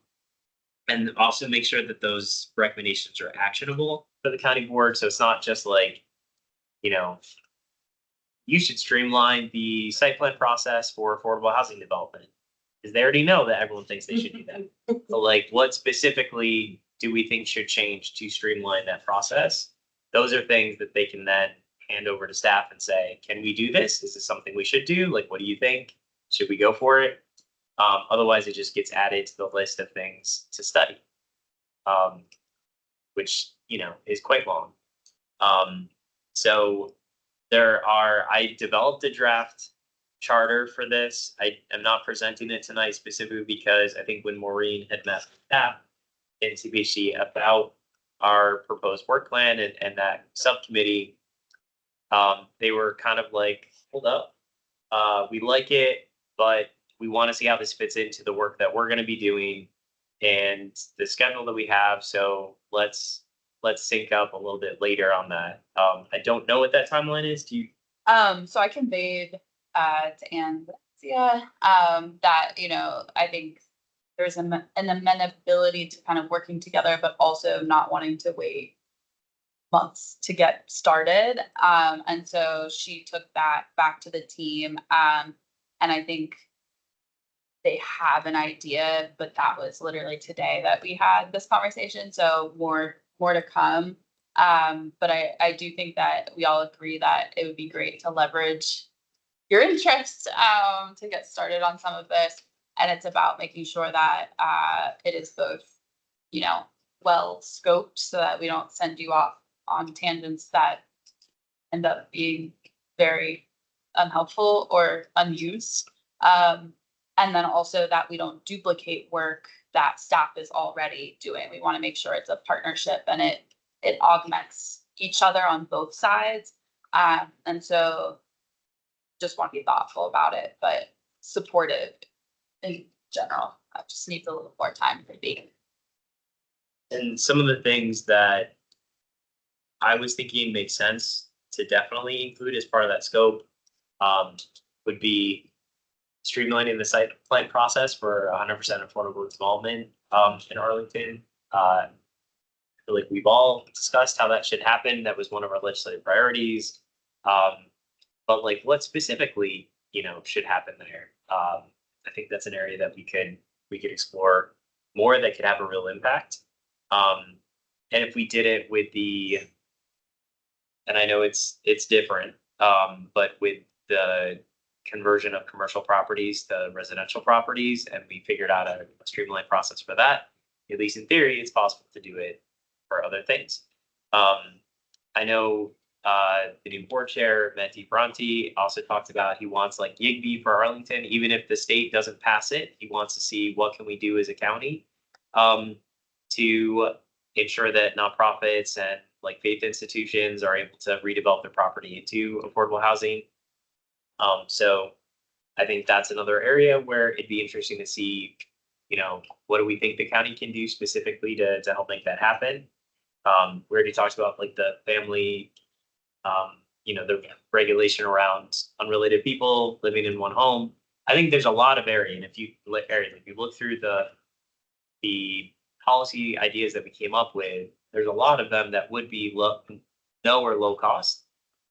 We can't work on them all. We would have to, you know, narrow it down to something that we thought was going to be most impactful and also like feasible for our time and whatever the timeline would be.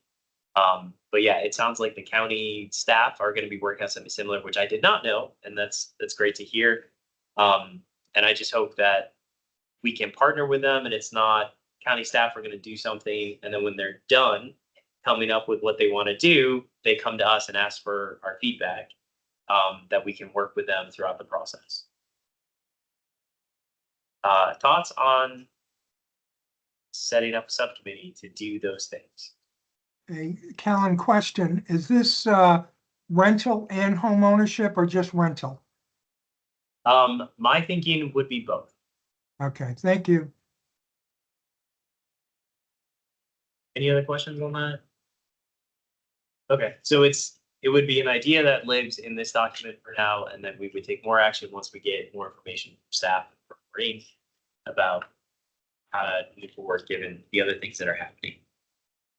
The next item should not be a surprise to anyone who's worked with me on the Housing Commission for the last however many years. monitor Arlington's implementation of the regional fair housing plan. So most of these were in the letter that we sent to the county board.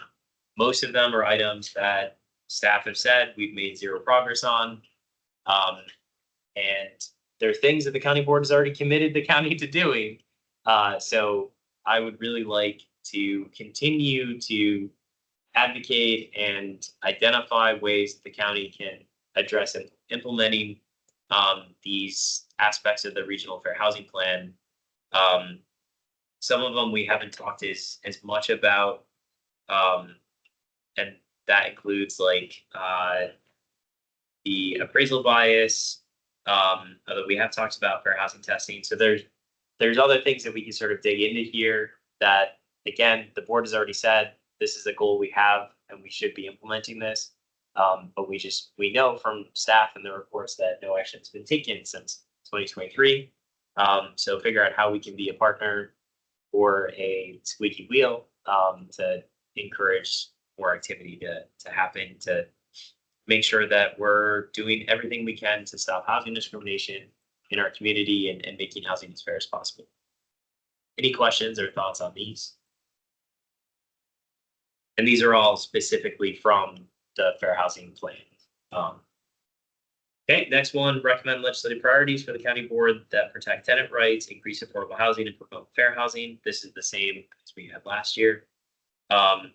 Develop FY 2027 budget recommendations that protect affordable housing and homelessness programs and services, study rent stabilization, and expand housing production.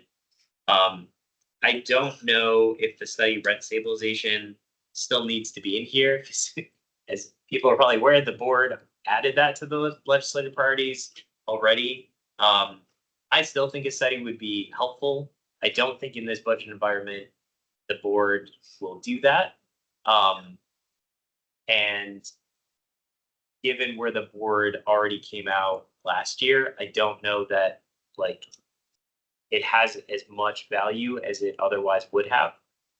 So I would be fine with removing that one from here if people are okay with that. Thank you. Is there anything else that we think should be included? And again, we're going to come up with our budget recommendations after we see the proposed budget and have conversations with staff and the board and everything. But is there anything else that folks think we should be thinking about as we head into?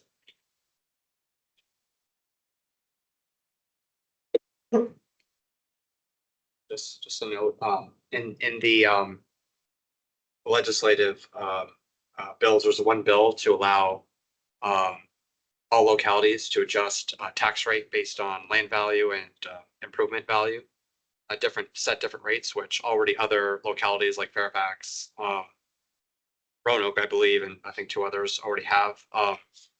So this, it wouldn't be this cycle, but for future, this could be a legislative, see where this is, and also as we go towards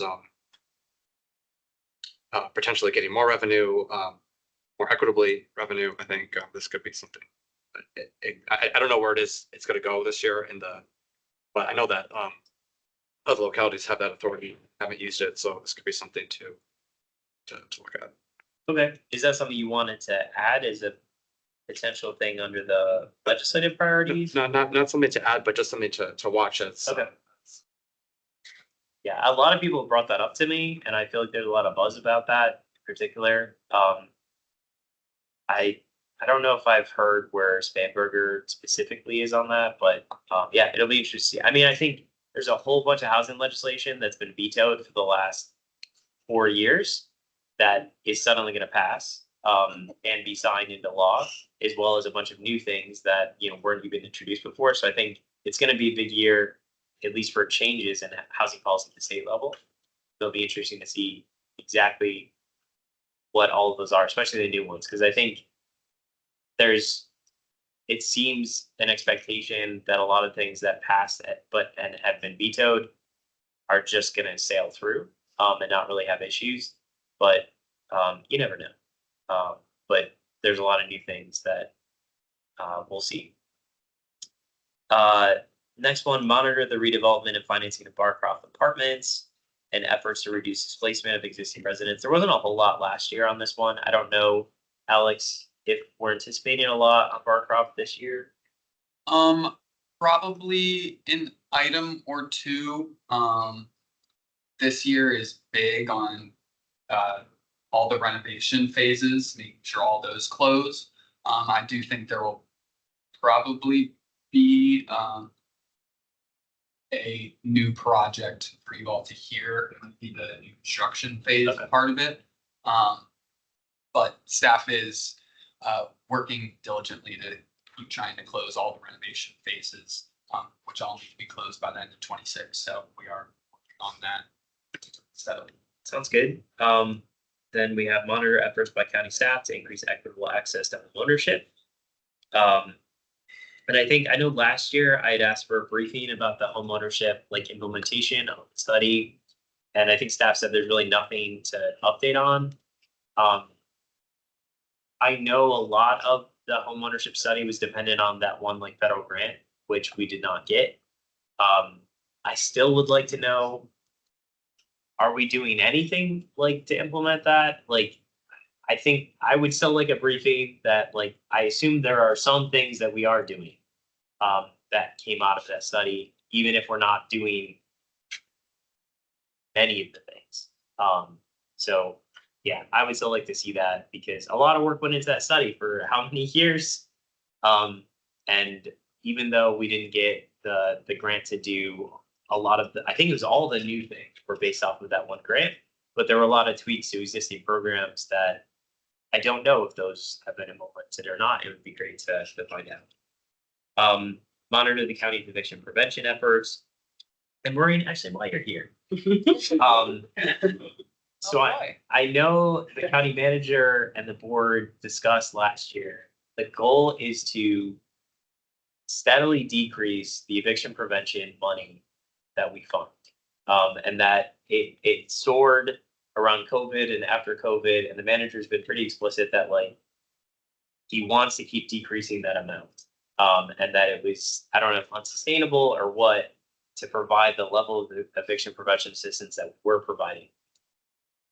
I don't quite understand why we want to keep decreasing. Like that's a need in the community, but there seems to be a lot of agreement that like what we're providing is too much and we need to reduce it. I don't know to what level. Yeah, so it's not necessarily about reducing the overall dollar value or that there's some like secret target number that we're trying to get to. But increasingly what has happened, because we've continued to be very generous in our eviction prevention funds, is that people are signing leases that they cannot afford and then relying on eviction prevention to keep them in their homes. But they never should have signed that lease in the first place. And really what they need is a housing grant or other ongoing support for their housing. Eviction prevention is meant to be an emergency stabilization thing. I think when you think about, the government shutdown, for example, where you had so many residents who probably normally could pay their rent and anticipate that they will be able to again once the shutdown ends. Those are the kinds of categories of people that eviction prevention was intended to be helping. And what we were seeing is that it was becoming a revolving group of people who realistically the best way for the county to serve them is to help move them into a stable housing situation that is not the one that they were in. And so it's kind of trying to balance that, because we do not want to take away the support, but we also do not want to enable people to take advantage of a program for something it's not meant to be doing. So that's really the mentality around the reforms to the program. And I will also say that rather than trying to like shrink the program, it's really the rate at which it was growing was an unsustainable growth rate, because it was, COVID, we had federal dollars that were going into it, and then we made the active choice that we that funded with local dollars. Okay, that's one thing. And then it like doubled because we were trying to serve everyone, and we were again kind of serving these people where it wasn't really the best use of our dollars because we knew that the next month or in 2 months they were going to have to come back to us and make the same request again. So it was kind of trying to stabilize and get very clear about what the purpose of eviction prevention is. Is there a target amount that, because it's all one-time There is a funds, right? budgeted amount. Yeah, but I know as it like it went up and then it's been Yeah. decreasing. Is there sort of like a baseline that like the county would really like to provide like 1.2 million every year for eviction? I don't think we've had Okay. that type of a conversation about it. If there has been a conversation of that nature, I've not. And do you know, because you brought up like the federal workers like losing their job or the shutdown or something. I know a lot of programs in Arlington, they rely on sort of a long history of being low income and don't do a good job of distinguishing like, I used to make a lot of money and now I have nothing. But if you look at my tax return from last year, it shows I had really high income, but I had zero savings and I lost my job and I'm about to become homeless. And the county is like, sorry, like according to your tax return, you're rich. And so you are not, eligible for any of our programs. Is that something that like the county's been taking a look at, given that we've seen a lot more like high income earners suddenly become, instably housed? Yes, I can't speak to the manner of which it's systemic, but it's definitely conversations we've had.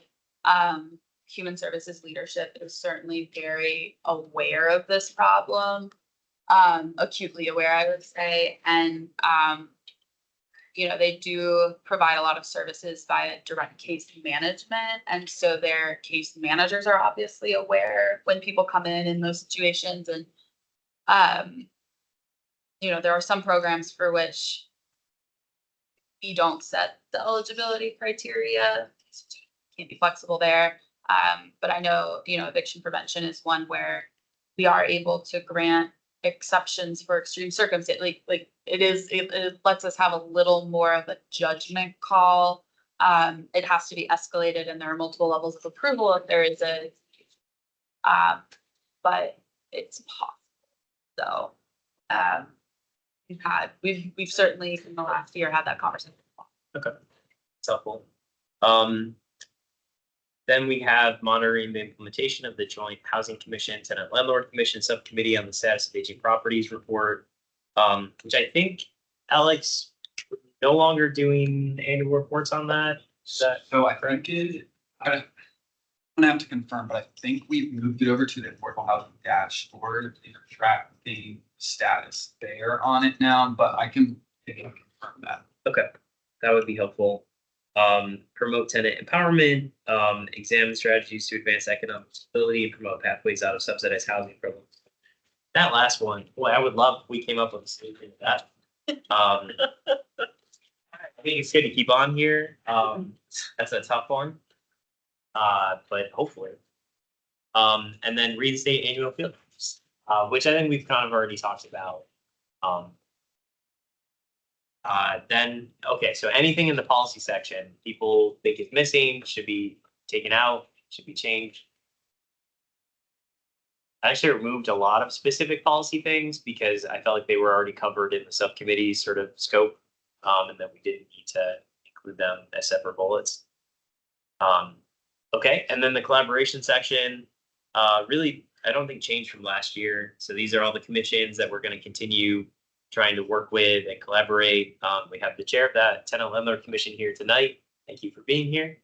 And so hope to continue working with them this year.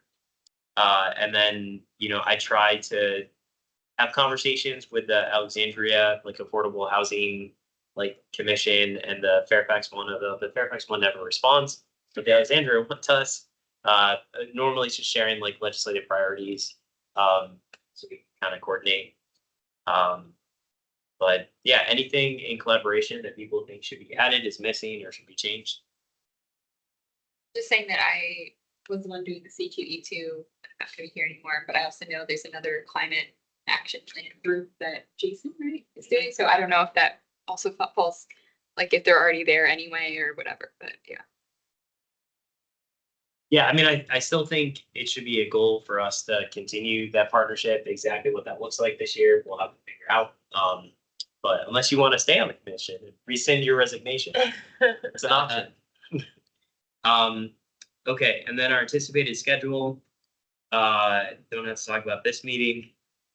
Next one, we'll be having a brief on homelessness services. And then in March, we'll be dealing with the budget recommendations.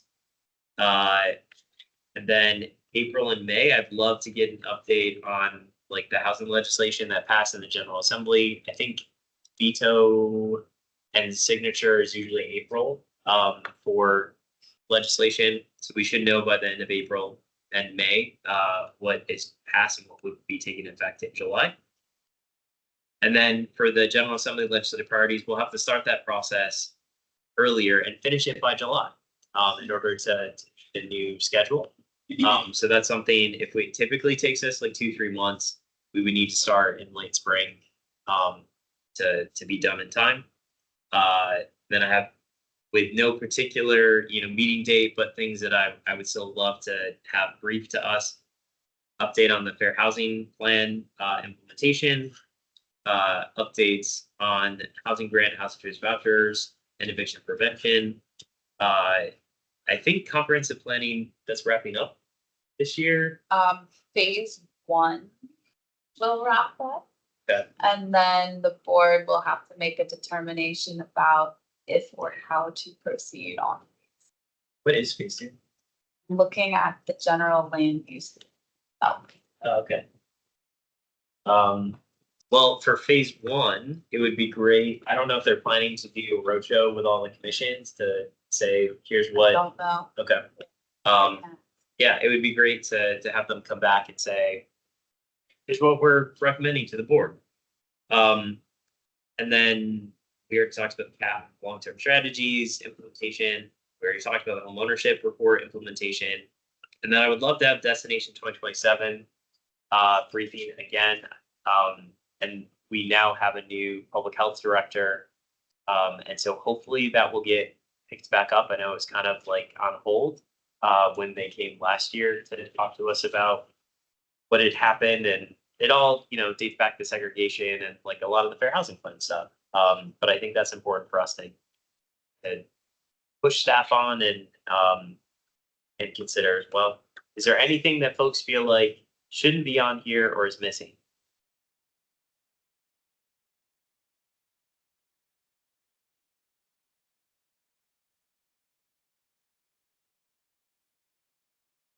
Okay. And then the next item, I need to send out a sign up genius for the county board meetings so that we have folks who are scheduled to speak at each of them. So I will do that in the next couple of days so that by our next meeting it's done. So Andrew, is there anything that you want to share based off of what the Tenant Landlord Commission is planning? Anything that you've heard that resonates with you, or things that you think we should consider that were not part of the work plan that sort of correspond with some of the work that you all are working on? You touched on notes of the eviction prevention. That's also on our radar. We've been asking for reports to see before the budget recommendations are due in March. And I know we're turning our attention, which I emailed commissions earlier regarding our subcommittee on the human rights ordinance when it pertains to housing. And the Barcroft is on your mind and it's on our minds. So looking forward to that relocation plan, which is due. It's up for discussion next month. Okay, sounds good. I had a thought and I lost it. I think it was about the first thing that you said, and now I'm forgetting what it was. Eviction. Oh, are the reports still happening? So like during COVID, there were like for the past week, here are the number of evictions that like were filed that, went through or were dismissed. And I know the Legal Services of Northern Virginia was doing that, but then I thought like the county took it over. No one know if those reports are still happening or if that's not, no one is like finally watching evictions like they were. The county is present at the courthouse. We just had a testimony to that yesterday. We did get an evictions funding update, which is usually by the second or third day of the month. They've run out of the funds that they're allocated for that period of time. For the month, they run out in like 2 days. Correct. Oh, And it's capped at $2,000, I believe, potentially, or they're looking at potentially capping it at 2,000, but you basically by the second or third day, they're tapped out. Are you saying this is the legal representation? No, the eviction prevention funds that you all were discussing. Emergency dollars. So they dole them out per month. Yeah. So, yeah. Yeah, in order to make sure you don't burn through Yeah, it. you don't all burn of through the- everything all at once. and this is separate from what Arlington Thrive is doing. Correct. Okay. Yeah, but I don't know. I know we have statistics broadly. I don't think it's weekly at this point. It might be monthly, but I think a lot of the assistance in keeping those numbers has gone away. Yeah. They were helpful because I know specifically like they flagged when like some of our affordable housing providers started doing like a lot of evictions. We're like, whoa, hold up. Yeah. Like, and there's been a lot of changes that have been made policy wise to prevent that from happening since then. So it was great while we had it, but yeah, I'm sure it took some attorney like a lot of time to like go through, put that together every week, but okay. Any other comments, questions related to the work plan?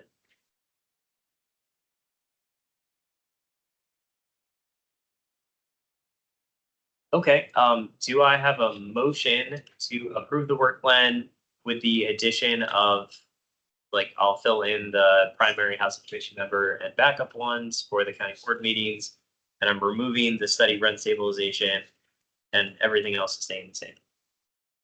Motion. I'm gonna go with Zach on that one. Do you want to second it? There we go. Okay, all those in favor, say aye. Aye. All those opposed? Did you vote? But Yeah. you do it a lot. Any abstentions? Okay, it passes. Thank you. And do we vote in the, do we note in the minutes that you voted? Okay, then next on the agenda, we have development updates. Okay,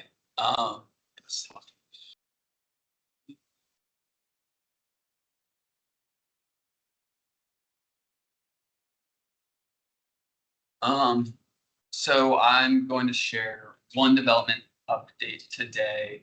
And this is on an item that you all heard back in September of last year.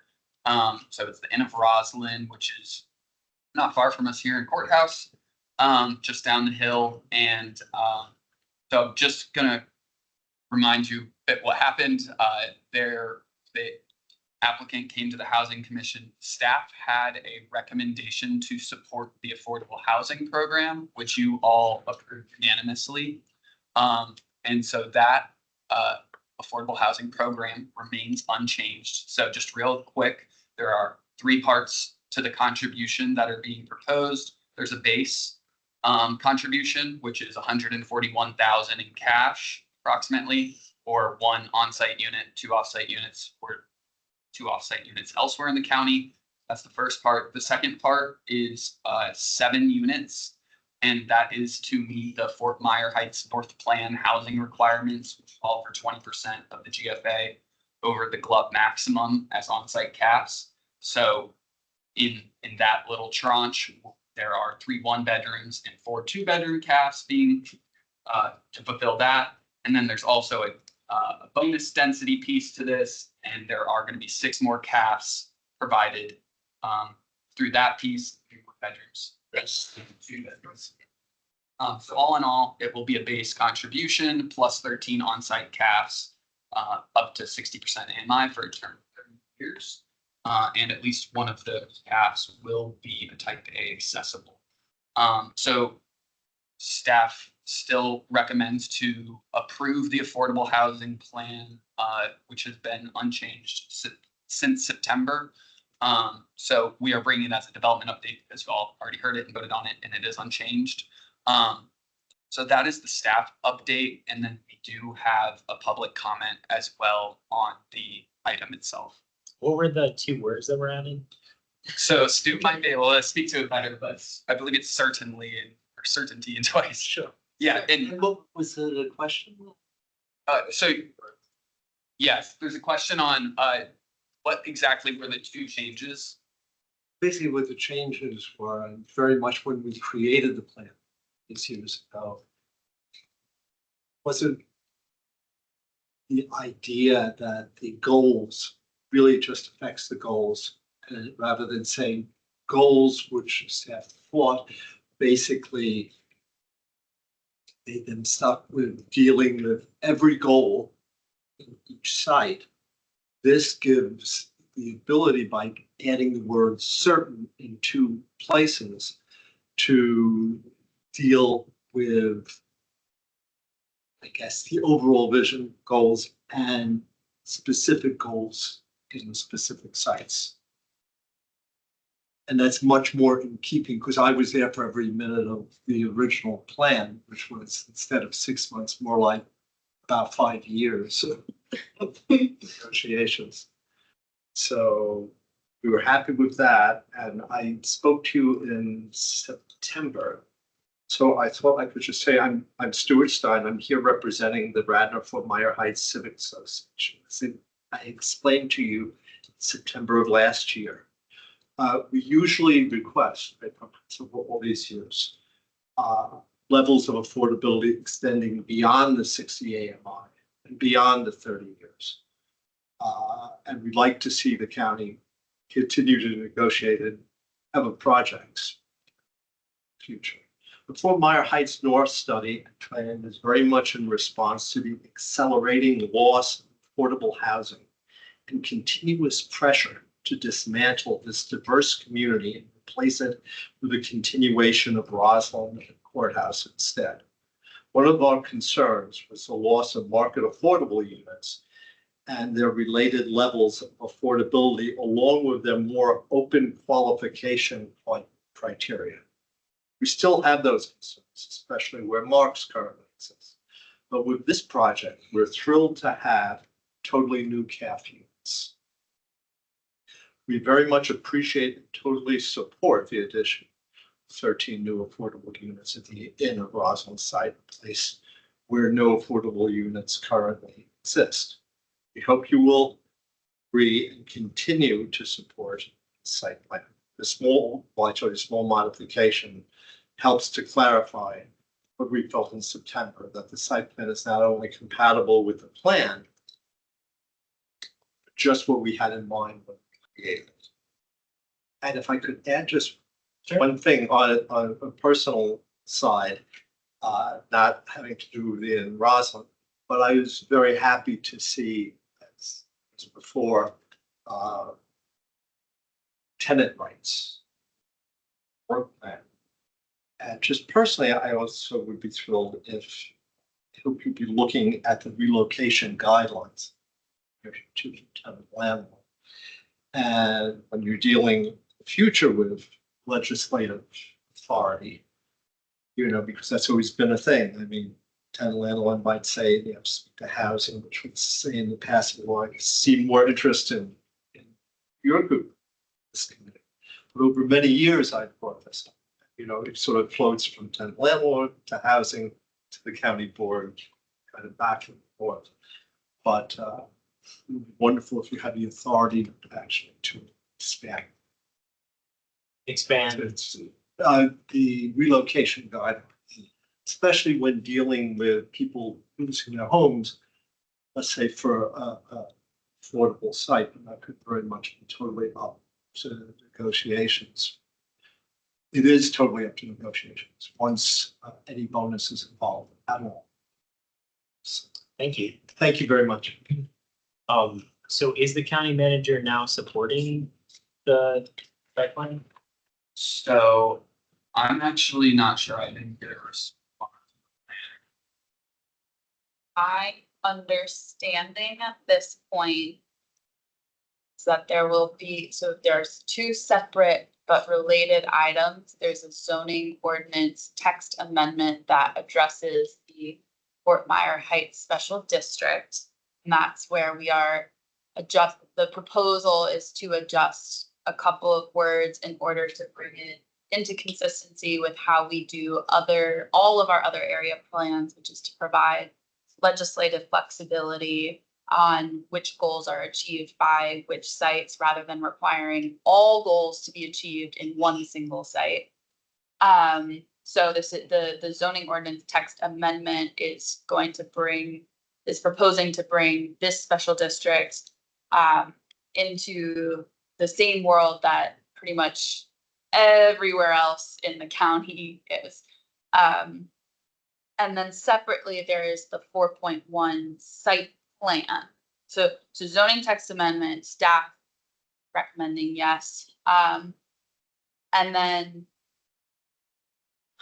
I think the site plan, on the overall plan, there is likely to be a recommendation for denial at this point. Even with the zoning amendment language change? The report is not published and I have not been briefed. And so at this point, I think I cannot say anything more. Okay. Well, Didn't the planning commission change it the other day? I don't know. I believe it Has was. this gone to the planning commission again or? Monday night. PC was Monday. Monday? So Okay. But when the report is published, I'm happy to disperse it to the group. Okay. I mean, not that we have any say, but like, yeah. Planning commission was just on the zoning amendment. Okay. And then I was sure that staff hadn't quite decided on what they were doing the second part. On the site plan? On the site plan part, yeah, but I will pass that along Okay. once I get that information. Sounds good. Yeah, it would be helpful just to have some clarity for what's happening there. Okay, is that it for development updates or do you have more? That is it. I don't believe there are any public meetings that we don't have representation for at this point, so I think we're good. Okay, and then lastly, our subcommittee liaison reports. So as Andrew mentioned, the Tenant Landlord Commission has requested that the Housing Commission have a representative on their, what's the name of the subcommittee? It's the subcommittee on the human rights ordinance. And specifically around retaliation against, Retaliation and discrimination, basically focusing on, I think it's 31.3A, which is pertaining to housing and anything relevant to that section. and does anyone want to do that? If not, I will probably do it. But if someone else wants to do it, I'm more than happy to let them take that. I probably would offer some guidance on occasion. I can also forward the email. Sure. Let's do that. Let's give people a chance, but if not, I probably just end up doing it. Okay, any update on SITSAC? No.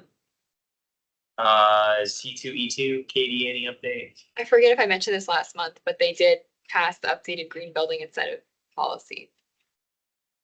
Climate Action Plan Advisory Group, they haven't met yet, right, Jason? I haven't heard from. But not yet. Do you want to just tell us what it is? I don't, do you want to? Yeah, let me find the email real quick. Yeah, it's gonna meet over the next, I believe it's, what's it, 12 months, or 14, it's gonna meet, I think, 12 times.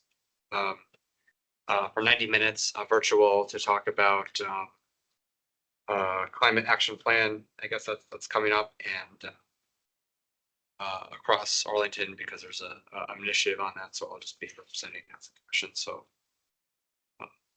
Yeah, it says the CAPAG is charged with recommending countywide goals and policies to address climate change impacts, including the reduction of greenhouse gas emissions, as well as climate change mitigation, adaptation, and resilience. Key strategies and actions we take by government, the private sector, the nonprofit sector, and individuals to implement policies and meet those goals. Cool. Great. Maybe next meeting or March, we'll have an update. Joe, anything on HALRB? Nothing. Okay. Anyone that I'm missing is a liaison or on a group? Okay. Well, with that, our meeting is adjourned. Thank you all very much. Meeting 2 at the Apple. Yeah, along with the bad. Housing